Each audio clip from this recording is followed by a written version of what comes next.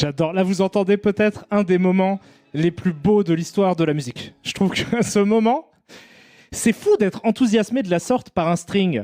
Ça peut être très joli, un string, c'est pas le problème, mais c'est fou. Il lui en faut vraiment très très peu, quoi. Parce que là, il donne tout son cœur. Là, il regarde le ciel et il hurle, quoi. Et c'est juste, bah oui, j'ai mis un string, chérie. Enfin, ça m'arrive de mettre des strings et tout. Oh, ton string! Ton string! Si cool! C'est fou! Alors sinon, attendez, bougez pas, calme-toi Cisco, calme-toi, t'es chaud, chaud, chaud comme la braise.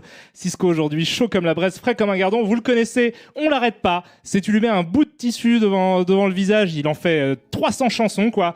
Ce string, string, string, string, oui ton string, j'adore ton string. C'est fou. C'est fou.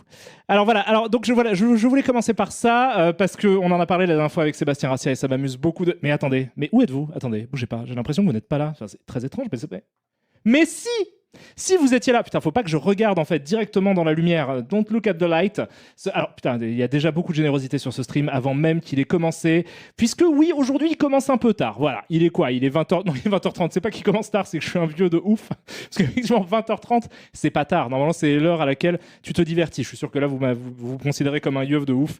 Vous êtes là à vous dire, putain, 20h30, vous êtes là en train de sniffer du crack entouré de danseuses dans des clubs disco et vous dites putain le mec 20h30 pour lui c'est tard, waouh t'es plus le même. Avant je commençais à faire la bringue, c'était le début de la bringue, the start of the bring, c'est comme ça qu'on appelait le 20h30, mais désormais non, désormais j'ai des courbatures, j'ai des comment ça s'appelle les trucs de vieux, c'est quoi les trucs de vieux et des attends dis-moi un truc de vieux, qui sont les vieux, de l'arthrose, putain mais ça c'est vrai ça, c'est méchant, j'ai vraiment de l'arthrose. Je voulais un truc blague de qu'est-ce qu'ils ont les vieux et tu m'aurais dit un truc, mais non j'ai vraiment de l'arthrose, j'ai commencé à avoir de l'arthrose à 32 ans hein, de l'incontinence, oui ça je me pisse aussi dessus souvent mais c'est plus pour le fun, c'est un choix conscient. Voilà, non oui, alors attendez, pardon, il faut que je dise merci à des gens qui m'ont donné de l'argent pendant que je faisais des bêtises, d'ailleurs ça me permet de lancer ce fantastique software qui s'appelle Streamlabs, un des meilleurs softwares de l'histoire du code. Moi quand j'ai vu ça la première fois je me suis dit waouh. Non, c'est pas très intéressant comme logiciel, il n'y a vraiment pas grand-chose à faire dessus, sauf voir les noms des gens qui m'ont donné des sous, à savoir... Sixira qui me dit joyeux Halloween. Oui, c'est vrai, c'est Halloween. Joyeux Halloween à toi. Merci à toi, Sixira. C'est ton 7e mois. Il y a Dream9 aussi qui dit putain, 6 mois déjà. Et tu en as fait du chemin, Dream9. Tu es désormais, tu fais partie de la MIFA. Merci à toi, Solid Ben, pour ton 6e mois d'abonnement également. Merci à toi, Camquish, pour ton petit message gentil en plus. Tu me dis quoi? Tu me dis toujours du bon son ici. Alors, je sais plus ce qui passait. J'espère pour toi que c'est pas Cisco qui passait au moment où tu as fait ce gentil message. Auquel cas, je te respecte un peu moins qu'il y a quelques minutes. Mais quand même suffisamment pour te dire que je t'aime et te remercier pour ce gentil don. Suffren aussi, tu as sub, tu régales, tu fais super plaisir, c'est ton 2e mois. Couscous Party, lui et sa générosité, tu portes bien ton nom, toi. Toi, t'es le genre de mec avec qui j'ai envie de partager un couscous. Voilà. Alors que d'habitude, je suis très égoïste sur le couscous. Les gens ont à peine eu le temps de le servir que je me suis enfilé toute la smoule. Mais pas avec toi, Couscous Party, pas avec toi. On se grignote des merguez ensemble, comme tu veux, quand tu veux. On peut se grignoter la merguez. Alors, en tout cas, merci beaucoup à toi pour ta générosité qui devient légendaire. Je crois qu'il y a un papier qui se prépare sur toi dans Ouest France. L'homme le plus généreux du monde, disent-ils. Alors là, on voit que tu performes. Mais t'es pas le seul. Alors attendez, pardon. Merci à toi, Couscous Party. Et bienvenue à vous, les amis, qui vous êtes fait offrir un sub. Bienvenue à Snow R6S. Bienvenue à GoX54. À David justement, à Bolrod, à Zeni54 aussi. Merci à toi Gouvernateur pour ta générosité également. Tu me dis quoi? La diffusion est stable et la chose est dans notre monde exactement. Il y aura que du The Thing from Another World. Il n'y aura pas de Stable Diffusion aujourd'hui, même si il se passe des choses magnifiques telles que moi qui entraîne des modèles de Jérémy Morvan par exemple. Ça, il se passe ça dans mon ordinateur, mais vous n'y êtes pas, vous n'êtes pas dans mon ordinateur et vous ne pouvez pas avoir ces belles images que j'ai fait de Jérémy en gladiateur.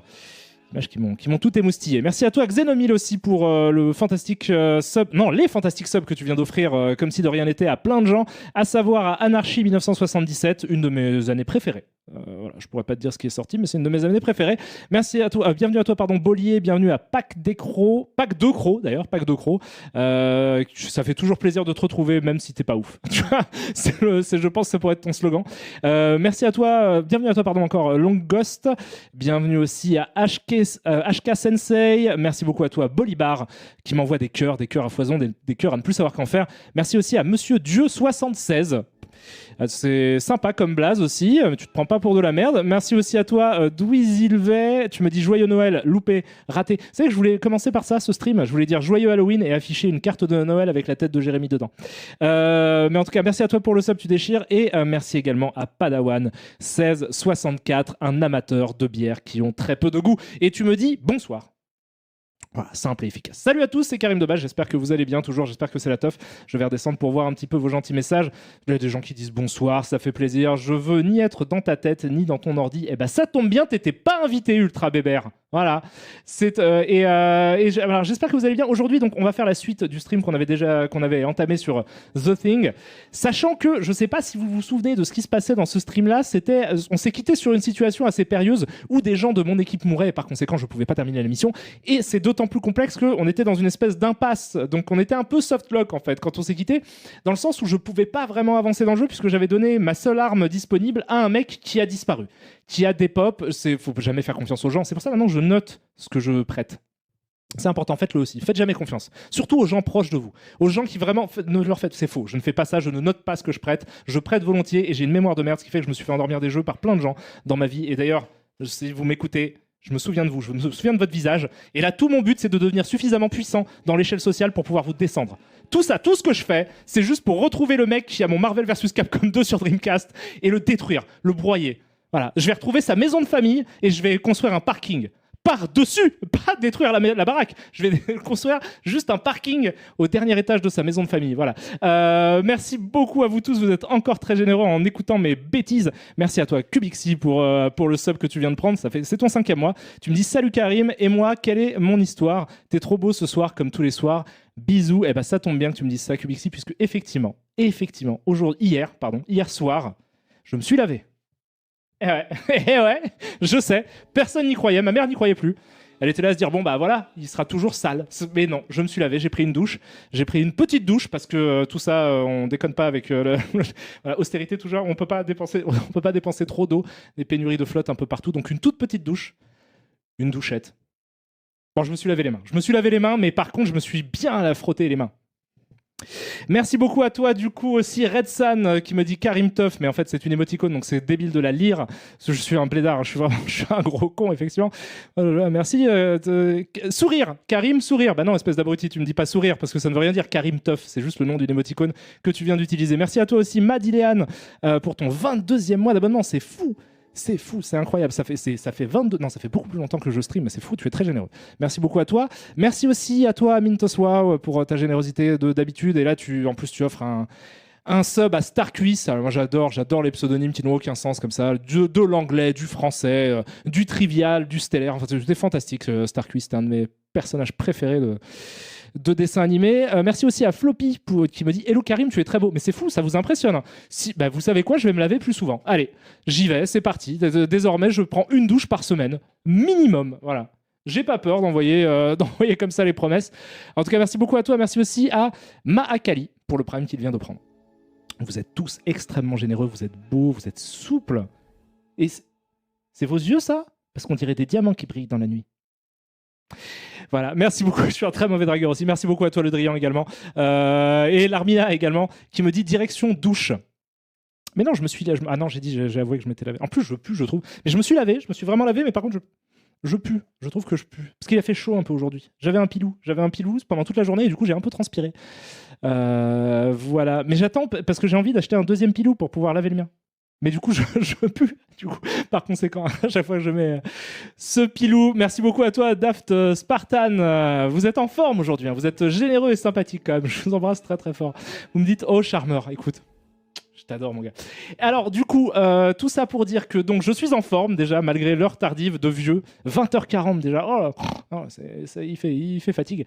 Non, on va donc continuer un petit peu, mais avant ça, je me suis dit, tiens, la dernière fois, je vous ai dit quelque chose et j'ai envie de me tenir à ce que je dis désormais. Je vous ai dit que, comme vous le savez probablement, puisque j'en parle souvent, je suis un peu nul en termes de l'actualité. Voilà, je ne suis pas l'actualité du cinéma, je ne suis pas l'actualité des jeux vidéo, je ne suis pas l'actualité tout court. Je suis un mec un peu old school. Je suis devenu un mec un peu old school. Merci beaucoup à toi, Fantasia Owl, qui me dit bisous. Merci beaucoup à toi pour ton 4e mois consécutif de sub. Tu es très généreux et très sympathique. Mais du coup, voilà, je suis un petit peu toujours dépassé par les événements et à chaque fois, je suis tributaire un petit peu des gens autour de moi qui me remettent au courant de ah tiens, il s'est passé ça, ah tiens, ça s'est sorti, ah tiens, il y a eu machin. Et ce que je veux, c'est ne plus être dépendant des gens. Je veux être dépendant de vous, puisque je ne vous considère pas comme des gens. Non, cette rhétorique ne va nulle part. Oubliez ce que je viens de dire. Je me dis juste que, est-ce qu'on commencerait pas ce petit stream par qu'est-ce qui se passe en ce moment dans le monde de la culture? La dernière fois, on a regardé le trailer de Silent Hill 2, on avait maté aussi celui comment ça s'appelle, de Mario et de Sonic. C'était super sympa. C'était peut-être un des meilleurs moments de ma vie, mais j'ai eu une vie aussi très triste. Ça, c'est vraiment un passé vraiment dur, un peu un film. Si on fait un film, c'est un drame, mais un peu tragicomique, avec des moments vraiment absurdes, d'humour débile. Voilà. Et on en fait un dessin animé quand même pour pas que tout le monde chiale, mais c'est vrai que j'ai une vie un peu difficile. Donc c'était un moment fantastique, effectivement, de regarder la bande-annonce de ces mauvais films avec vous. Pas que, parce qu'il y a eu des trucs qui avaient l'air sympas, et notamment, putain, je suis le roi de la transition imprévue. Je vous avais montré la bande-annonce la dernière fois d'un film qui s'appelle Zai Zai Zai Zai. Zai Zai Zai Zai, qui est une adaptation d'une super BD que j'adore en fait, de Fab Caro, qui est un auteur de BD émérite. Et la surprise incroyable, c'est que du coup, j'ai reçu ça.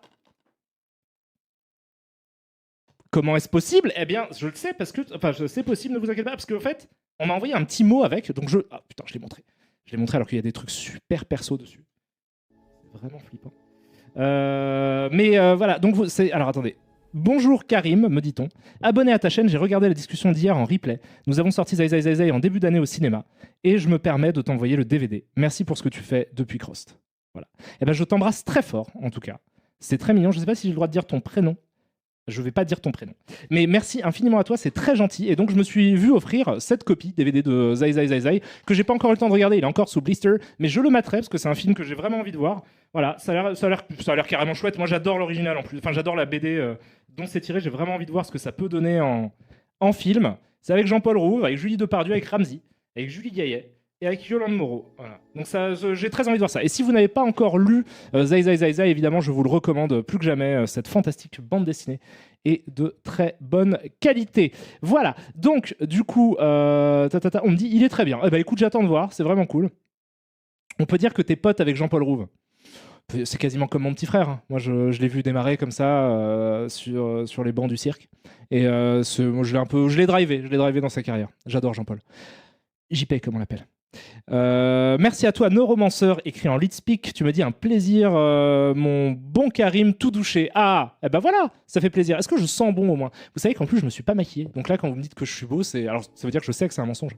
Mais c'est très gentil. Mais vous êtes trop mignon en ce moment. Vous me faites plein de compliments un peu tout le temps. J'ai l'ego qui explose. J'ai quitté mon épisode de Détective Conan pour venir te voir. C'est vraiment que je t'aime. La bise. Merci beaucoup à toi, à Kersek, du coup, pour le gentil message et le sub. Franchement, très mauvaise stratégie. L'échange n'est pas en ta faveur. Je te conseille de très vite retourner vers Détective Conan, puisqu'en cliquant sur mon stream, tu t'es engagé dans un vortex de l'enfer, puisque je suis un peu fatigué, mais en même temps, j'ai bu un super café, un grande intenso. Alors donc, je suis un peu speed aussi, quoi. Donc les nerfs peuvent craquer à tout moment. Non, ça va, je suis plutôt relax. Donc, il s'est passé quoi alors ces derniers temps? Qu'est-ce qui sort de trucs sympas comme film, comme jeu vidéo ou comme objet culturel intéressant, tel que par exemple un film ou un jeu vidéo? Tu te maquilles? Oui, pour passer devant une caméra, je me maquille. Coucou Karim, tu es pas très beau aujourd'hui, me dit-on. C'est Walichou qui dit ça. Tu es une des personnes du coup que je n'aime pas. En plus, je vois que tu n'es même pas sub. Donc tu te permets de m'insulter sans me donner de l'argent. Tiens, curieux. Je te demande d'au moins sub. Une fois que tu auras sub, tu pourras m'insulter comme tu veux. Karim plus Carpenter plus The Thing est égal stream d'anthologie d'avance. Et bah tu sais quoi, il y en a déjà eu un. Tu peux aller le voir en replay. On a déjà fait un live sur The Thing. C'était super sympa. Là, alors je voulais relire la nouvelle, le roman court avant. J'ai pas eu le temps, donc du coup je suis complètement à la bourre. Par contre, hier, je me suis rematé L'Antre de la Folie. Voilà, L'Antre de la Folie, qui est du coup le 3e opus de la trilogie thématique, la trilogie de l'Apocalypse de John Carpenter, que vous connaissez puisqu'on en a parlé la dernière fois. Merci à toi Ben Le Fennec pour ton Prime, tu déchires. Autre chose que je voulais préciser, c'est que je me suis souvenu en lançant ce live, pourquoi est-ce que régulièrement je ne faisais pas de suite à des lives? Pourquoi je ne donnais pas de suite? Parce que j'ai une mémoire de merde. Et que du coup, merci à toi Monsieur New Vegas, tu me dis quoi? Tu me dis, je trouve personnellement que tu es plutôt beau. Ok, un message modéré, sympa, c'est-à-dire pas dans l'hyperbole, plutôt un truc standard mais en même temps vrai. J'ai jamais dit que j'étais très beau, par contre c'est clair que je suis plutôt beau. Mais en tout cas voilà, donc j'ai des problèmes de mémoire. Et par conséquent, la raison pour laquelle en fait parfois je ne donne pas suite à mes lives, c'est surtout les lives où je dis beaucoup de trucs. Je me dis mais si je fais une suite, je vais me répéter et ça va être insupportable. Mais après, je me suis dit mais en fait peut-être, mais si je les préviens, ça sera moins grave. Par conséquent, je vous préviens, il est possible que je me répète lors de ce stream nombre de fois et ça risque d'être insupportable. Mais vous ne pouvez rien faire puisque je l'ai dit. Ah, un pass. Un pass, qu'est-ce qui vous reste? Voilà. Vous pouvez juste m'écouter ou retourner voir Détective Conan, qui est très probablement beaucoup plus intéressant que moi. Mais voilà, donc pour ceux qui n'étaient pas là la dernière fois, donc on a commencé. Karim est plus beau que Jacques Chirac, mais t'es un malade. T'es un malade. Moi, je veux bien des compliments, mais vous savez ce qu'on va faire? On va commencer par s'écouter des petites chansons. Des petites chansons, et la thématique, ça va être les chansons d'hommes politiques. Pas mal. Avant même de commencer ce que j'ai dit qu'on ferait, on va faire ça. On va faire ça parce que j'ai vu écrit Jacques Chirac et je me suis dit, tiens, j'ai envie de m'écouter. Votons Jacques Chirac. Et donc, je vais faire ça. Alors, par conséquent, je pense que si je me mets comme ça, là, normalement... Attendez, bougez pas. Vous arrêtez pas de bouger. Ah, mais arrêtez de bouger, bon sang. S'il vous plaît, bougez plus. Mais pourquoi ça marche pas? Oh là là, ça commence direct par ne pas marcher. C'est bon. J'étais en train de regarder comme ça de petites vidéos de San Francisco dans les années 40. Ça, c'est un délire. C'est un délire à moi. Je fais ça. Non, c'est pas spécialement San Francisco dans les années... Merde, je fais des bêtises. Je fais des conneries. Voilà, je voulais faire ça. Je regarde parfois des trucs parce que les IA servent aussi à faire des trucs tels que des restaurations de vidéos. Et par conséquent, voilà, ce genre de truc, 4K 60 FPS, mais c'est San Francisco dans les années 40. Intéressant et recolorisé. Pas très bien, mais c'est quand même assez cool. Hein. Je fais ça aussi sur les années 10 à Paris, les années 20, un peu partout dans le monde, je fais ça. Mais bon, c'est pas ça. Ma promesse, c'était pas ça. Ma promesse, c'était votons Jacques Chirac. Donc si je fais Jacques Chirac, chanson. Ah, celle-là, elle est bien. C'est celle de 81, elle est mortelle. Vous connaissez ça? Dans notre pays, le pouvoir de changer de vie. Demain, si nous le voulons, tous ensemble, nous réussirons. La France a besoin d'un homme de courage, de résolution. Votons Jacques Chirac. Maintenant. Non, c'est pas ça. La nation.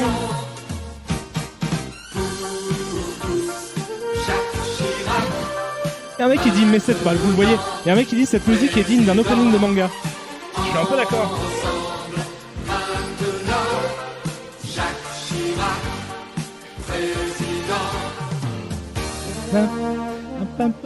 J'adore ce moment-là.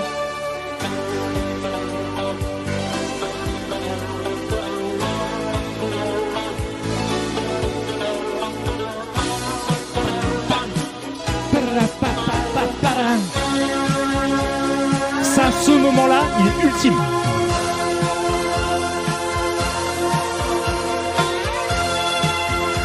Oh là là.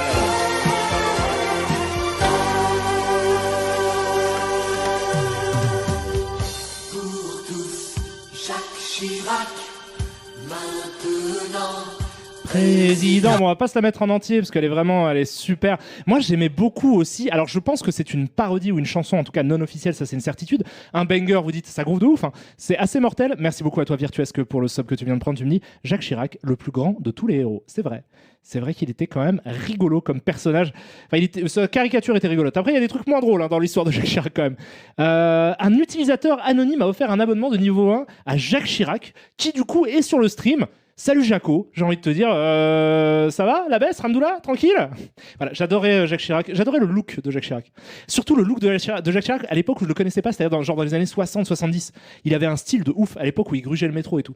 Merci beaucoup à toi Akema-san pour le Prime, merci aussi à toi Empereur Pelpel qui me dit bonsoir Karim, ça s'ambiance de ouf ce soir, on dirait. Écoute, oui, là on a la puissance de la politique et la puissance de la musique pour le même prix, donc ça c'est vraiment génial. On va enchaîner immédiatement avec une chanson parodique qui n'est pas vraiment une vraie chanson mais qui est quand même très sympathique. Celle pour François Bayrou. Quand je tape Bayrou, ça me fait Bayrou chanson en prom. C'est peut-être parce que j'ai déjà recherché, remarqué. Voilà, qui s'appelle Mon bulletin dans ton urne. Et qui est donc une reprise de Femme Like You de Camaro. Mais sauf que les paroles sont de la propagande pour François Bayrou. Voilà. Si vous ne connaissez pas, ça me fait plaisir. attendez, mouvement démocrate, c'est une blague. Mon vote Bayrou, ma voix Bayrou. Mon bulletin dans ton mur, mon vote Bayrou, ma voix Bayrou. Change avec moi, je veux François Bayrou. Qui met l'homme au centre du monde, François Bayrou. Yeah. Mon vote Bayrou, ma voix Bayrou. Mon bulletin dans ton mur, mon vote Bayrou, ma voix Bayrou.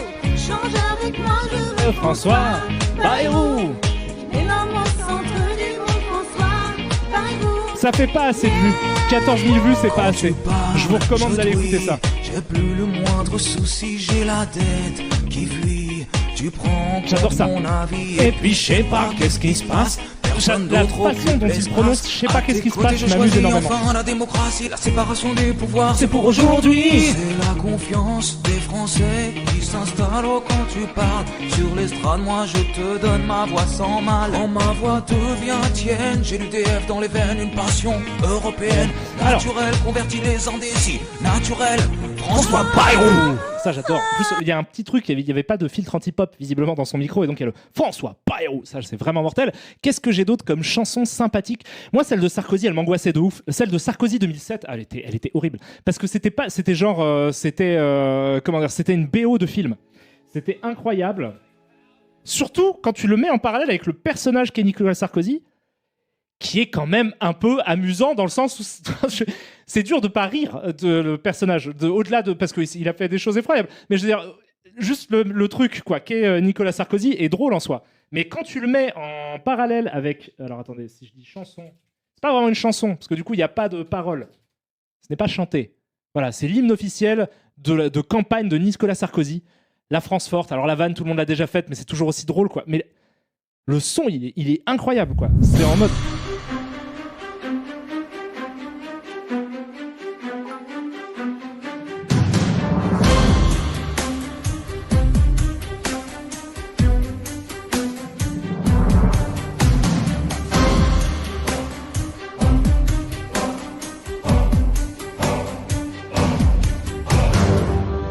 Il y a quelque chose de l'ordre de l'Empire du Mal, non? C'est le thème de l'Empire du Mal dans un film d'aventure de SF.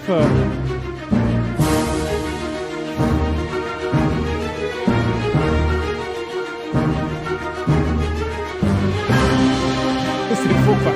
Moi, je sais pas, mais après, ça choque peut-être que moi, mais c'est parce que je suis très mauvais esprit aussi. Mais.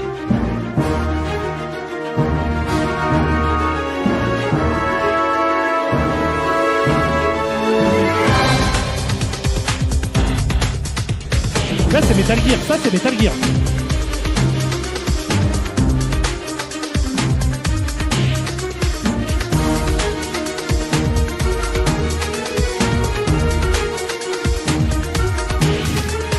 C'est grave Metal Gear quoi.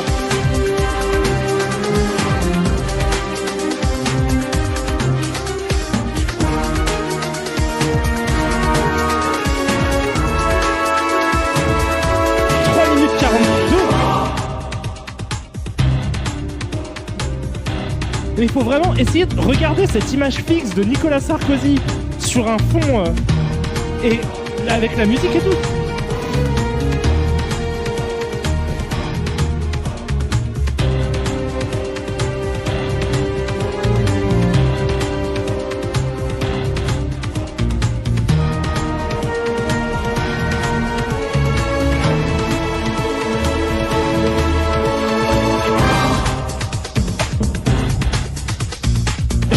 C'est vraiment en mode Harry Gregson Williams de ouf. Je crois, à mon avis, c'est ça l'inspiration principale, quoi. Ça rend ouf.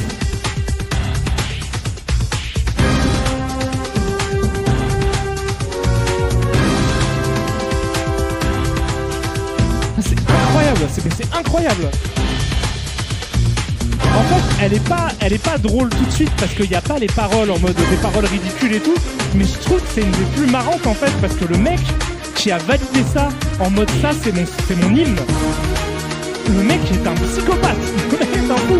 Il n'y a pas de vêtements que tu peux porter pour que ça devienne crédible. Si tu rentres, même si tu arrives en armure, en mode Sanseiya, imagine t'es déguisé en chevalier d'or de la balance, tu rentres, c'est quand même ridicule. Il n'y a pas de tenue suffisamment spectaculaire pour accompagner une musique de la sorte. Moi, je trouve ça fantastique que ce petit bonhomme se soit dit, ouais, ça c'est bien. Ça c'est bien, ça fait rêver. Et comment il l'a... Enfin non, c'est moi...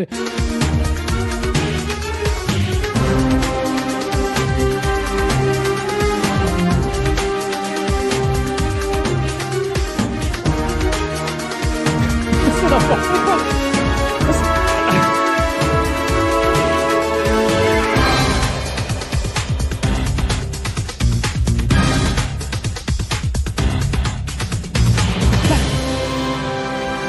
Là, il a sauvé la meuf. Tu savais, là, c'est le moment dans le film où tu n'avais pas compris qu'il y avait un personnage féminin, mais il l'a quand même sauvé. Pendant tout le film, tu étais sur un autre truc. Le mec, il était en train de se battre contre des dragons et tout, et soudainement, hop, il met la main hors champ et il tire une meuf comme ça. Il fait, ouais, mais je suis cool aussi, quoi. Incroyable, incroyable.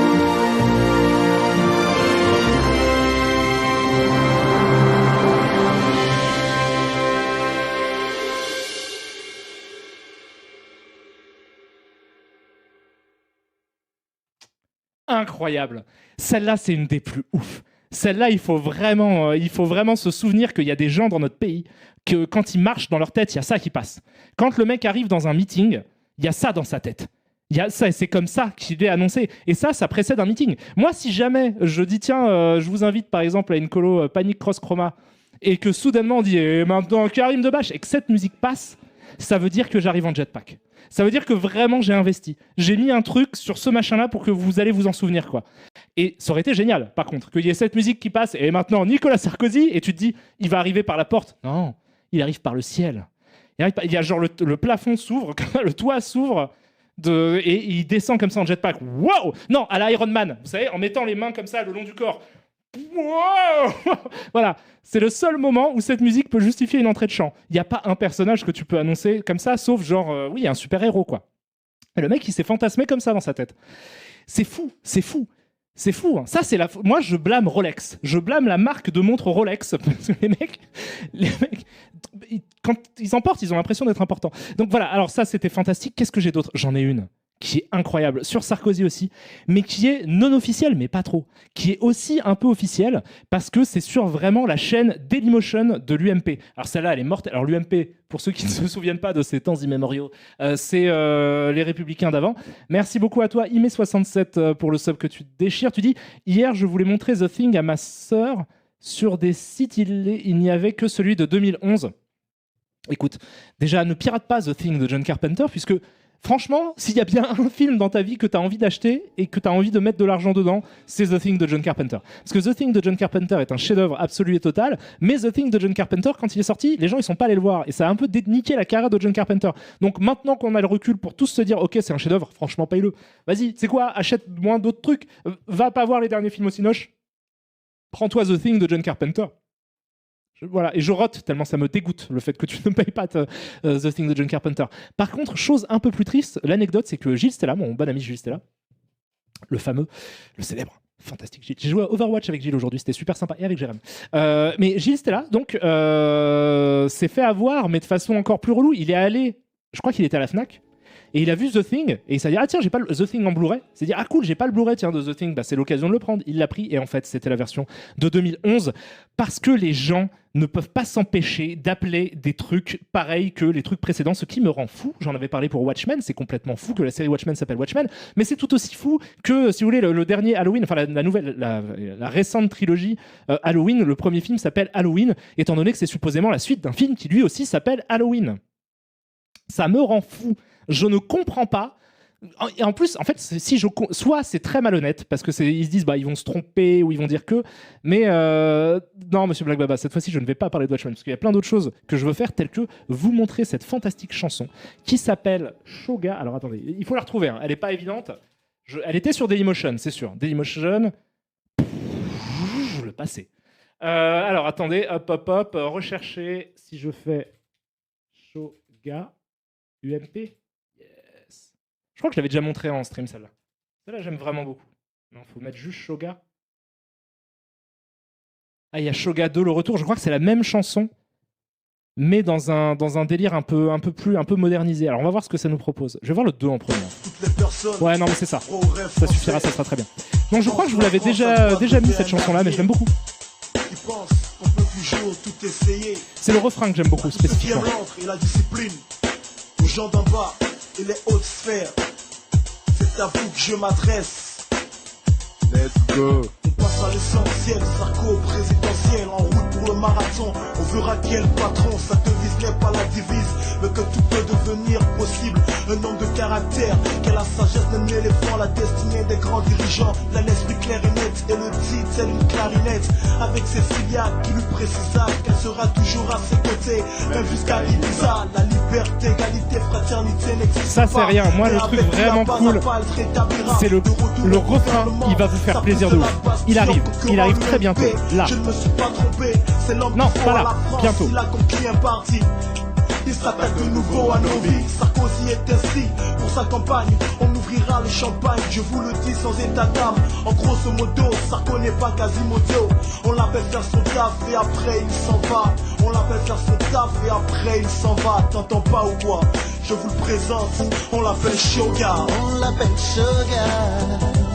On l'appelle Shoga. On l'appelle faire son travail. Il le fait et il s'en va. On l'appelle Shoga. On l'appelle Shoga. On l'appelle faire son travail. Il le fait et il s'en va. Voilà, je voulais juste qu'on arrive à ce refrain absolument merveilleux. On l'appelle Shoga. J'ai beaucoup chanté ça. Gilles et moi, on a beaucoup chanté ça. On l'appelle Shoga. On l'appelle faire son travail. Il le fait et il s'en va. Puisque l'argument à l'époque pour te vendre Nicolas Sarkozy, c'est vous inquiétez pas, votez pas pour lui, il va partir. C'était ça. C'est fou hein, que ce soit ça. Parce que c'est ça. On l'appelle faire son travail, il le fait, il s'en va. Donc c'est-à-dire que l'argument, c'est de dire oui, votez pour lui, je vous jure, il va partir. Et là, tu dis, bon, d'accord. J'imagine que c'est une façon hyper bizarre de te donner envie de voter pour lui, même quand tu l'aimes pas. Enfin, c'est complètement ouf. J'adore. Je vais remettre ce refrain parce que vraiment, je trouve qu'il est absolument superbe. Et après, il s'en va. On l'appelle faire son taf et après, il s'en va. T'entends Et là, pas ou quoi? Je vous le présente. On l'appelle Shoga. On l'appelle Shoga. On l'appelle Shoga. On l'appelle faire son travail. Il le fait et il s'en va. On l'appelle Shoga. Et j'adore ce mec. J'adore ce mec. Je m'en fous qu'il soit Sarkozy, c'est pas grave, on n'est pas d'accord. Mais j'adore ce mec. Il a toute ma sympathie. Franchement, c'est le mec qui chante ce refrain. C'est le mec que je respecte le plus chez les Républicains. C'est le mec, peut-être le mec de droite que je respecte le plus de ma vie. Plus que des gens que je connais dans la vraie vie. Lui, il est vraiment, c'est mon pote. C'est comme un frère. C'est comme un ami. Alors, attendez, du coup, je remonte parce que j'ai vu un truc, mais je pense... Ai-je mal vu? Salut à toi, Yov Moore. Merci infiniment pour le sub que tu viens d'offrir à l'ananas muet. Mais Yov, c'est toi, Yov? Tu es le vrai Yov ou tu es un mec qui se fait appeler Yov Moore juste pour le style et en fait, c'est pas toi? Yov, donc si Yov Moore est le vrai Yov Moore, c'est un ami et collègue, qui est un ancien collègue. On travaillait ensemble sur des films absolument palpitants à l'époque en post-production. Et Yov est un étalonneur désormais, enfin il l'était déjà à l'époque. C'est franchement, un des étalonneurs, je pense, les plus stylés de France. Et il fait plein de films. Là, je crois que... Alors, je sais pas si c'est toi, Yov, du coup, mais c'est le genre de mec, il a 5 films à Cannes, des 3 films aux Oscars tous les ans. Oui, qui fait de la couleur. C'est toi, Yov, qui fait de la couleur. Mais écoute, je t'embrasse très très fort, Yov. J'espère que tu vas bien. J'espère que c'est la teuf. Mais je vois que c'est la teuf, puisque je vois que tu es toujours en train de bosser sur plein de trucs et tout. Voilà, sache qu'on parle parfois de toi avec Gilles. On se dit, tiens, tu nous manques. Je sais pas ce que tu fais.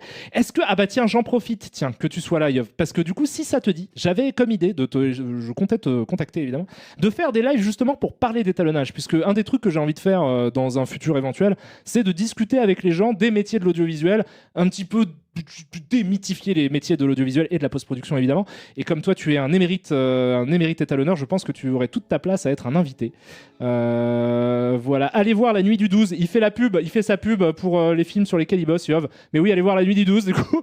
Allez voir tous les films, tapez Yov Moore, allez sur son IMDb et allez voir tous les films sur lesquels il a bossé. C'est un étalonneur absolument brillant et c'est une des personnes qui m'a le plus appris techniquement dans les métiers de l'audiovisuel. Donc je t'embrasse très très fort, Yov, et ça me fait super plaisir de savoir que tu vas bien, que tu travailles bien et que tu passes sur des streams. Donc ça veut dire que ta vie est pas parfaite. Le fait que tu passes sur mes streams le soir, ça veut dire que quand même il y a un manque. Il y a quelque chose qui te manque, je pense.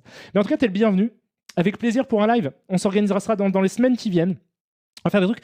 Moi, ce que je pensais faire, c'est sous la forme genre d'un blind test. Genre, on organise un blind test, ou alors je l'organise, je fais un blind test, les gens répondent, donc je mets genre une image d'un film, les gens répondent, ils trouvent, on verra si on fait gagner des trucs ou quoi, et nous, ensuite, on discute de la façon dont est étalonné ce plan. Ça peut être sympa. On peut même, si tu veux, je le mets dans Resolve et on peut discuter ensemble de comment c'est fait et tout. Ça peut être vraiment chouette. Voilà. Bah écoute, ça me fait super plaisir en tout cas. On est bien là sur les trucs de, sur les trucs de Nicolas Sarkozy et tutti quanti. Est-ce qu'il y en a d'autres que j'oublie qui sont un peu légendaires? J'imagine qu'il y a des trucs. Ah non, pas cet hymne-là, pas cet hymne-là. J'imagine qu'il y a plein de trucs que je zappe. Bon, ça va être sympa, ça va être bien pour ça. Ensuite, oui, la deuxième chose que je voulais faire, mais ça fait déjà 45 minutes qu'on stream, donc est-ce qu'on va squeezer ça? Je ne sais pas encore. Merci beaucoup à toi, Mike, pour le prime que tu viens de prendre. Et tu me dis moult bisous, je te dis moulchas bisoutos à toi aussi, tu fais super plaisir. Donc, ouais, c'est quoi les trucs un peu cool qui sont sortis récemment, genre les bandes annonces, les trucs que je dois pas rater, quoi? Est-ce qu'il y a des trucs... La chanson de José Bové. Non, ça on a dit on arrête. Le changement c'est maintenant. Non, ça on arrête aussi. Oui, parce que après j'ai aussi, il y a aussi comment ça s'appelle, ce truc de l'UMP là, cette espèce de le lip dub de l'UMP, ça c'était un truc de malade. God of War Ragnarok la semaine pro, mais j'ai pas joué au dernier God of War. Je suis complètement aux fraises. Vous voulez qu'on mette ça? Le trailer de Silent Hill, il y en a un nouveau ou c'est le même? Le refrain de On l'appelle Shogun ne sort plus. Le cabinet des curiosités. Ah oui, j'ai pas vu encore. Ça avait l'air cool. Ça avait l'air cool ça. Silent Hill, Guardian of the Galaxy. Ok, donc alors le trailer de Astérix avec Guillaume Canet, on l'a vu, mais c'est bon là. Là, j'ai assez donné, c'est chaud de ouf. Coucou Arty. Oui, tous ceux qui veulent changer le monde, effectivement. Tous ceux qui veulent changer le monde. Silent Hill F. On a maté tous les Silent Hill la dernière fois. Callisto Protocol. Alors, on me dit God of War Ragnarok, je vais le mettre, sachant que j'ai pas joué au dernier God of War. J'ai fait les trois premiers. Et d'ailleurs, Yov, si je ne m'abuse, tu es un fan de God of War à la base. T'es même une des personnes qui m'en parlait à l'époque où je connaissais très peu. Je sais que tu étais fan du premier et du deuxième en tout cas. Alors, New Cutscene, c'est quoi la vidéo qu'il faut regarder? C'est une honte. Julien Chaise n'est pas content. C'est sorti hier. Ben Stiller, LeBron James, John Travolta. Qu'est-ce que c'est? C'est quoi ce délire? That's a great observation, John. Ella said that you'd think it was stupid. No, I said I thought it was stupid. Okay, you know what? This is good right here. I mean, the God of War dynamic plays out in every parent-child relationship. When that clicked for me, I picked up my Leviathan axe and felt truly close to my son for the first time. I'm 17. Exactly. Leviathan. Axe. Ronnie, what's going on, man? You're a little quiet today. Anything to add? No. No is good. No counts. You know, Quinn was where you're at about a month ago, and look at him now. Okay, last night, 2 a.m., I'm laying in bed. What am I thinking about? Kratos. Are you kidding? That's me. Big time. That's common for me. We believe you. You're being too thirsty. No, I'm hydrated. Specifically, the time he tried to protect Atreus from Baldur, and Atreus got so angry he shot Kratos through the chest with one of those, like that spiky thingy? There was an arrow. Arrow. Great, spiky arrow thing. I mean, nobody can hurt you like your kids, right? LeBron? Guess so. What's going on beneath Les that sous-titres, c'est headband? n'importe quoi. Les sous-titres, c'est n'importe quoi. I'm not even wearing one. No, I know. You know. I mean, like, if you were. When Bronny said he'd rather play against me than with me. Shot in the heart. Really? I think we call that a breakthrough. Some shots you just can't block. I can see that now, Ben. C'est Kratos. fou comme la norme. I cannot believe I missed practice for this. I want all the breakthrough. Ella, why don't you ever hurt my feelings? Okay, you're old and you're bald. Just like Kratos. Now, John, last week you said you were finally ready to wear your Kratos outfit to the farmer's market. How'd that go? Incredible. No, I had c'est people pointing at me going, no, that's a really great dad. That's not why they were pointing. You were wearing a buckskin loincloth. Ella, it's not Buck, it's Bear. And I get those points all the time. People pointing, oh my God, look at that great dad. So why aren't you wearing that stuff today? Well, unfortunately, my armor bears the scars of a recent battle. He spilled a bunch of salsa on it. That can happen, especially with the leathers. Exactly. Tattletale.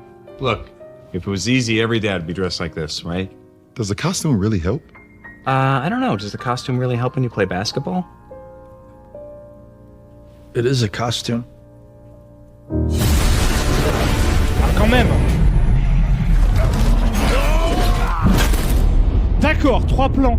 Putain, mais c'est trop bizarre. Bon, après, évidemment, c'est un official trailer. Watch as Ben Stiller give parenting advice to LeBron James, John Travolta and their children while channeling Kratos. Mais attends, mais... Alors, moi, c'est intéressant à quel point la méta et le méta est devenu la norme, quoi. C'est-à-dire que il y a une époque où ce trailer-là était osé.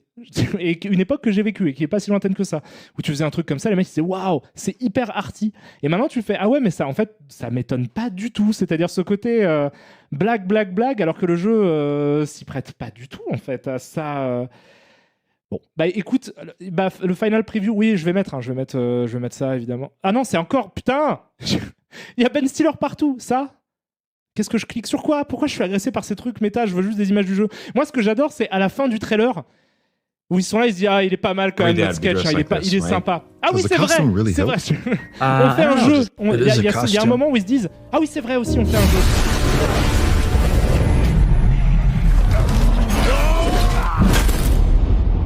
Curieux, hein, quand même, curieuse époque.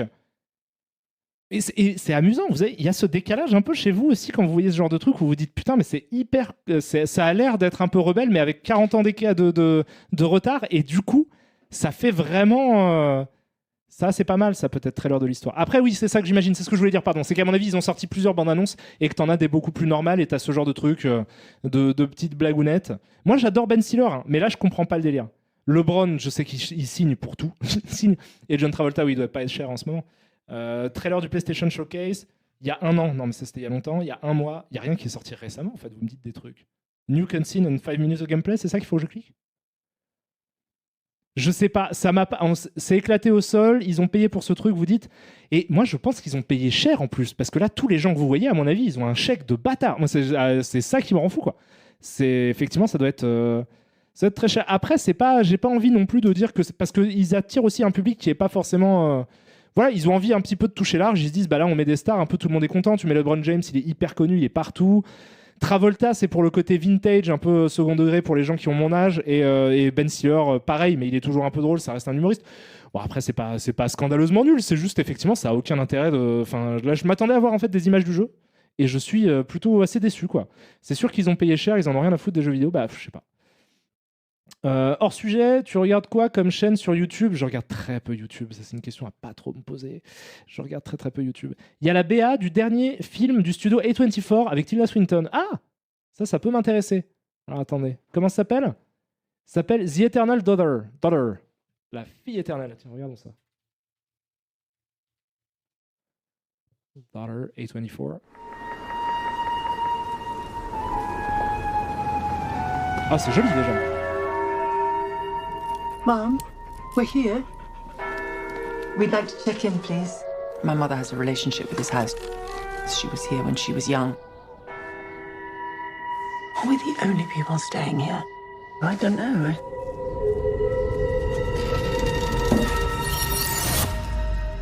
There was a sound. I'm sure other people have mentioned it to you. Mom? That's strange, because nobody else has mentioned anything at all. You brought her here. Memories flood back in this place. Quietly in the evening, through the building and on the grounds. Hello? And I suppose it is a way of staying in touch.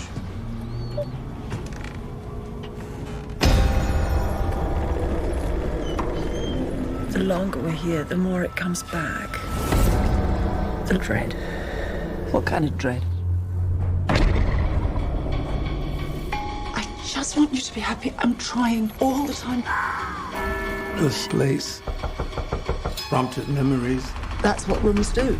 They hold these stories. Some of them are uncomfortable. We're here now. And that was then. I'm not sure I feel I have a right to do such a thing. It feels like trespassing. Happy birthday, Mom. To us. Ok. Donc c'est Tilda Swinton, fois Tilda Swinton. C'est cool, c'est une actrice que j'aime bien. C'est très joli, je trouve que les images sont carrément cool. Attends, on va pas regarder toutes les bandes annonces A24 non plus. Mais ouais, ça, je trouve que ce sont de jolies images. J'aime beaucoup ce style. Bon, ils ont repassé les objectifs à la vaseline, visiblement. Il y a quelques petits dioptries splittées aussi, par-ci par-là. Ça a l'air très maniéré, ça a l'air très sympa. Ça a l'air vraiment assez chic. Et le concept là de cette actrice, enfin de Tilda Swinton Everywhere, là, est assez cool. Le cinéma devient un psychédélique petit à petit. Ça, c'est un truc qui a plutôt tendance à me réjouir. Après, dans la façon dont est rythmée la bande-annonce, c'est très A24/20. Je sais pas si vous ressentez ça aussi. Après, c'est normal qu'ils aient une patte. Hein. Non, ça a l'air cool. Ça, je regarderais ça volontiers. Bah, du coup, plus que God of War, parce que God of War, j'ai juste l'impression que c'est du coup un film avec Ben Stiller et John Travolta. Merci à toi, la Vigne Bretonne, pour ton Prime, c'est ton 2e mois d'abonnement. Et tu me dis, 2 mois chez toi, on s'y sent comme dans des pantoufles au coin du feu. C'est que du bonheur, me dis-tu. Ah, bah, c'est très gentil. Je suis très honoré d'être tes pantoufles. Voilà. Je t'embrasse très très fort. A24 à 2000%. C'est marrant, hein, cette espèce de délire de. Alors, il y a un truc, ça peut être discuté. Moi, A24, il y a plein de films que j'aime bien qui produisent et je trouve ça super cool, et Blumhouse aussi. Mais c'est vrai que quand même, je ressens un côté. Est-ce que vous ressentez aussi ce côté un petit peu quand même. Pas qui se la raconte, quoi, mais je veux dire. Ce côté un peu smart horror. Il y en a à qui ça déplaît. Je sais que ça énerve des gens, en fait, ce côté un peu smart horror, puisque c'est. Merci beaucoup à toi, HB, pour le Prime.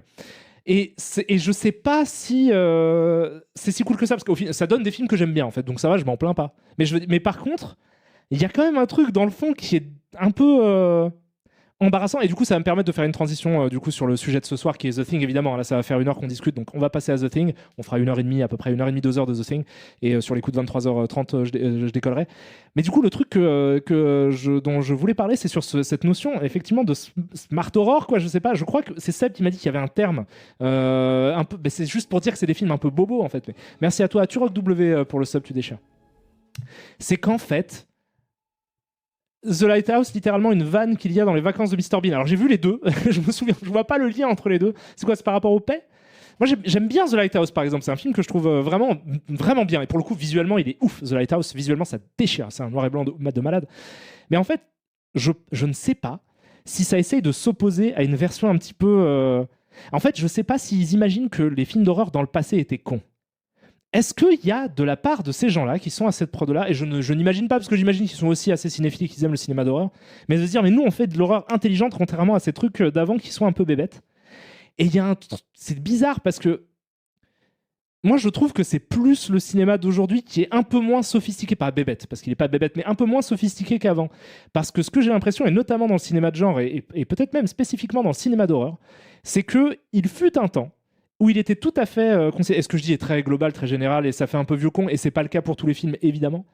Mais je veux dire, il y avait un truc que je retrouvais dans les films d'avant, et donc dans The Thing et dans les films de Carpenter, c'est que ils étaient pas obligés, en fait, de te montrer ce dont ils parlent, ou de parler de ce qu'ils te montrent.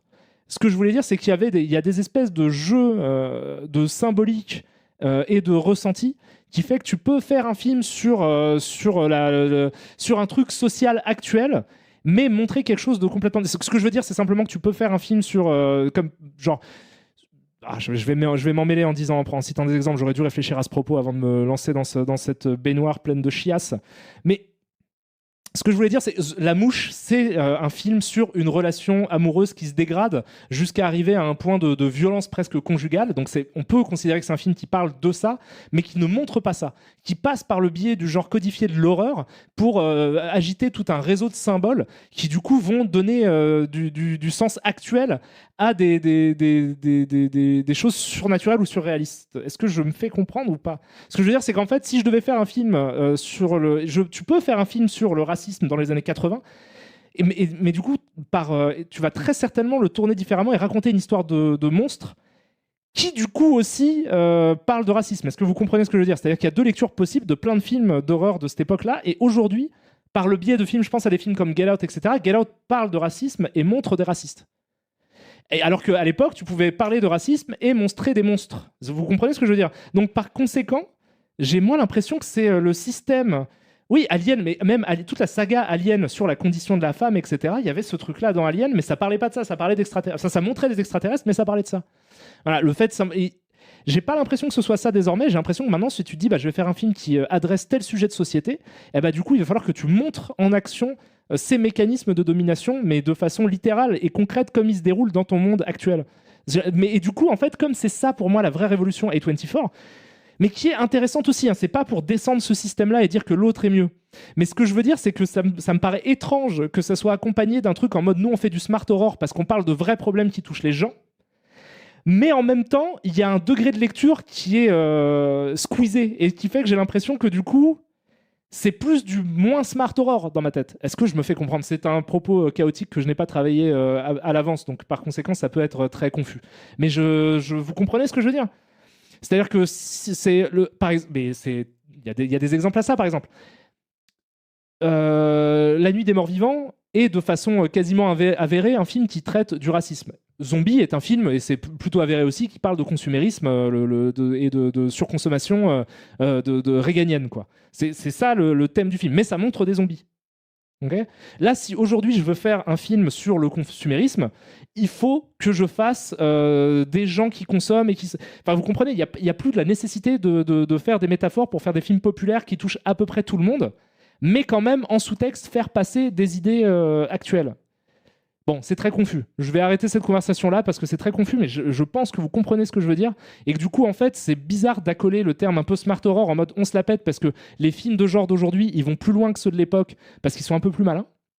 Que pas un truc qui est dit clairement par les gens qui font les films, mais que je ressens parfois dans la façon de montrer les choses, en mode vous avez vu, nous on fait un film sur ce sujet, et tu fais mais oui, mais du coup ton film est plus simple à décoder que Fog ou Assaut ou The Thing dont on va parler à ce moment précis, quoi.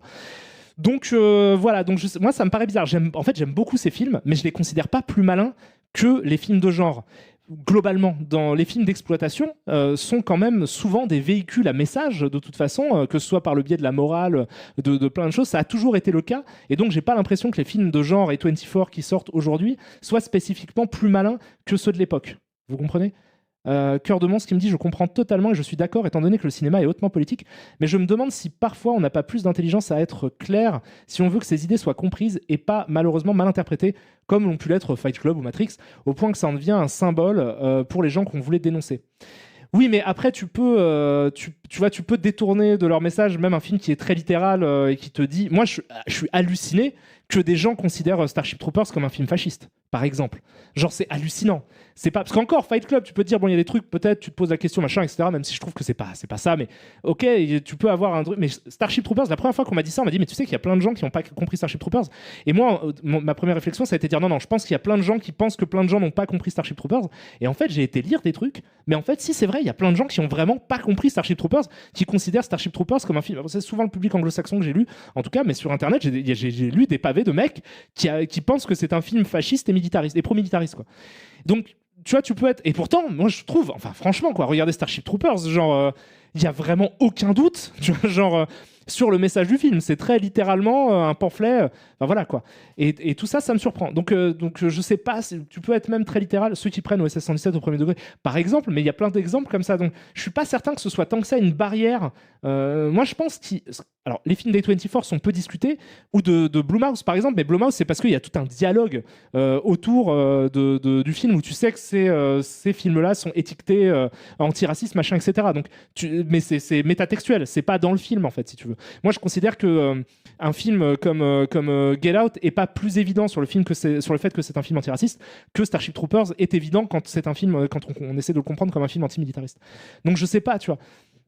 Le sous-texte de Starship Troopers est plus qu'évident, mais on est d'accord. Hein. C'est comme il y a des scènes dans Robocop où c'est évident qu'ils se moquent du truc, quoi. Pour moi, c'est voilà. Donc voilà.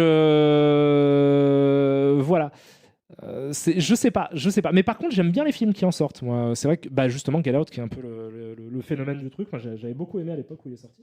J'avais trouvé ça très bien. J'ai plus de mal avec les autres films de Jordan Peele, mais ça, j'avais beaucoup aimé. C'est pour ça qu'on en arrive avec des films comme Don't Look Up, avec des messages ultra obvious pour les publics anglo-saxons et tout le sous-texte n'étant plus... Alors oui, mais alors c'est amusant. Par contre, j'aime beaucoup Don't Look Up parce que je trouve que c'est justement... C'est la blague du film, en fait. Que c'est de façon complètement évident, mais absolument intestable, c'est une métaphore sur le réchauffement climatique.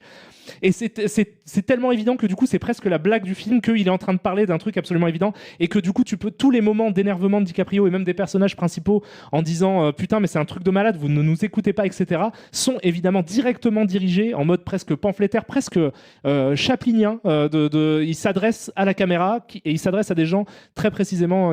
Ce qui est bon après moi c'est pas non plus un chef-d'œuvre, mais je trouve que donc Look Up, la blague est contenue dans le truc quoi. Ça fait partie du film en fait que ce soit un message aussi obvious.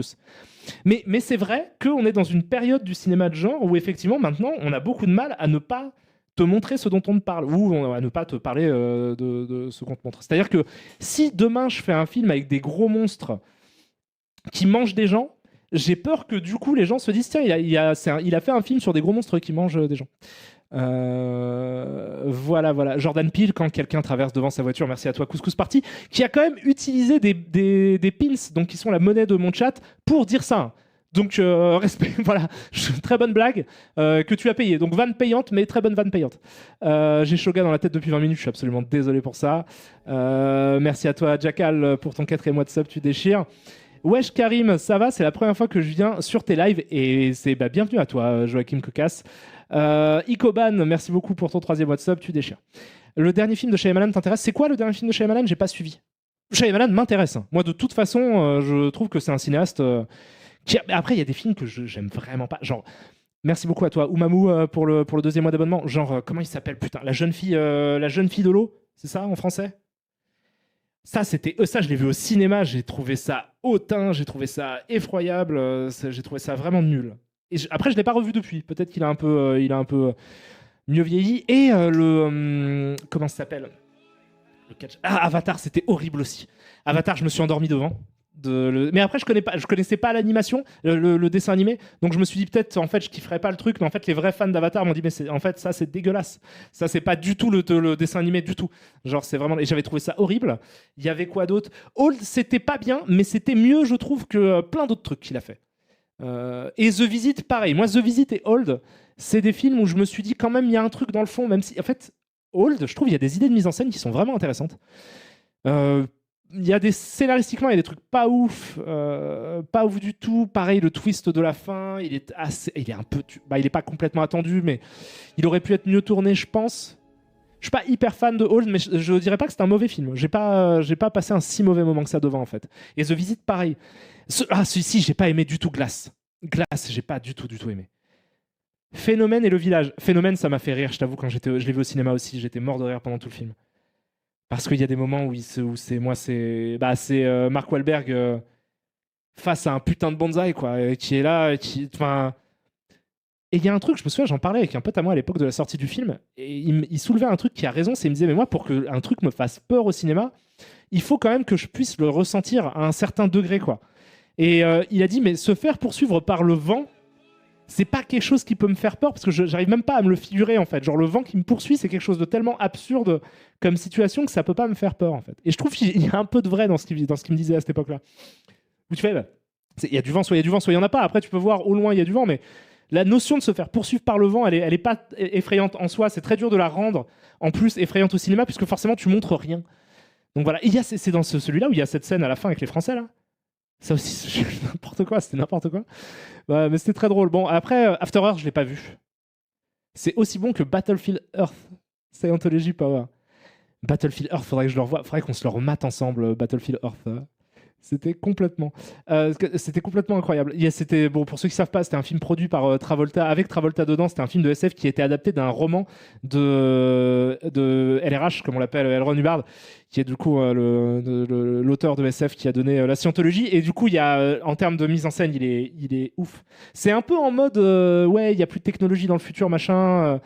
C'est ça, hein, c'est dans le futur, on est dominé par une race extraterrestre avec des dreads. Et il y a Forest Whitaker et John Travolta avec des dreads. Et tous les plans sont débulés. Hyper chelou. C'est très bizarre comme film. Très, très bizarre comme film. Voilà, Phénomène est juste grandiose. Il y a un jumpscare avec une plante en pot. On n'a pas fait mieux depuis. Mais oui, mais je pensais à ce moment-là d'ailleurs, cette plante en pot, qui, si je ne m'abuse, est en fait une plante artificielle. Et Mark Wahlberg s'en rend compte. Et là, soulagement. Là, c'est dur d'avoir peur des plantes. C'est dur d'avoir peur des plantes. C'est très dur de mettre en scène une plante de façon flippante. C'est dur, même dans la petite boutique des horreurs, ils ont abdiqué. Ils en ont fait un peu une blague. Merci à toi, Guardianx. Tu me dis, t'es le boss. Merci pour ton prime. C'est toi le boss, mec. Tu régales.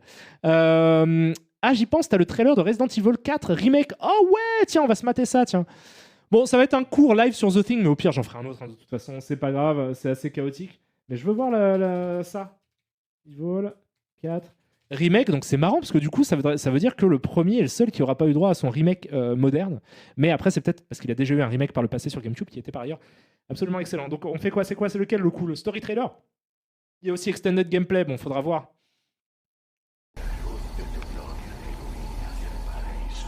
J'aime beaucoup Resident Evil 4. Je sais pas si vous l'avez pas fait, c'est vraiment un super jeu. Merci à toi Crystalis Live pour le sub que tu viens de prendre. Tu me dis la bise. Je t'embrasse très fort. Ah ouais, ça va être bien. Ah super. You're here looking for someone? Maybe some missing señorita? Merci à toi Solo Wing 1 pour le sub qui déchire.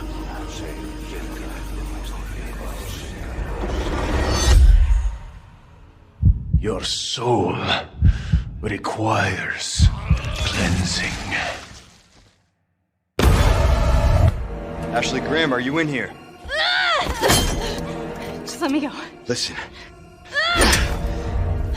I'm hearing the president's orders and What is that? What do we do? The last lambs are escaping.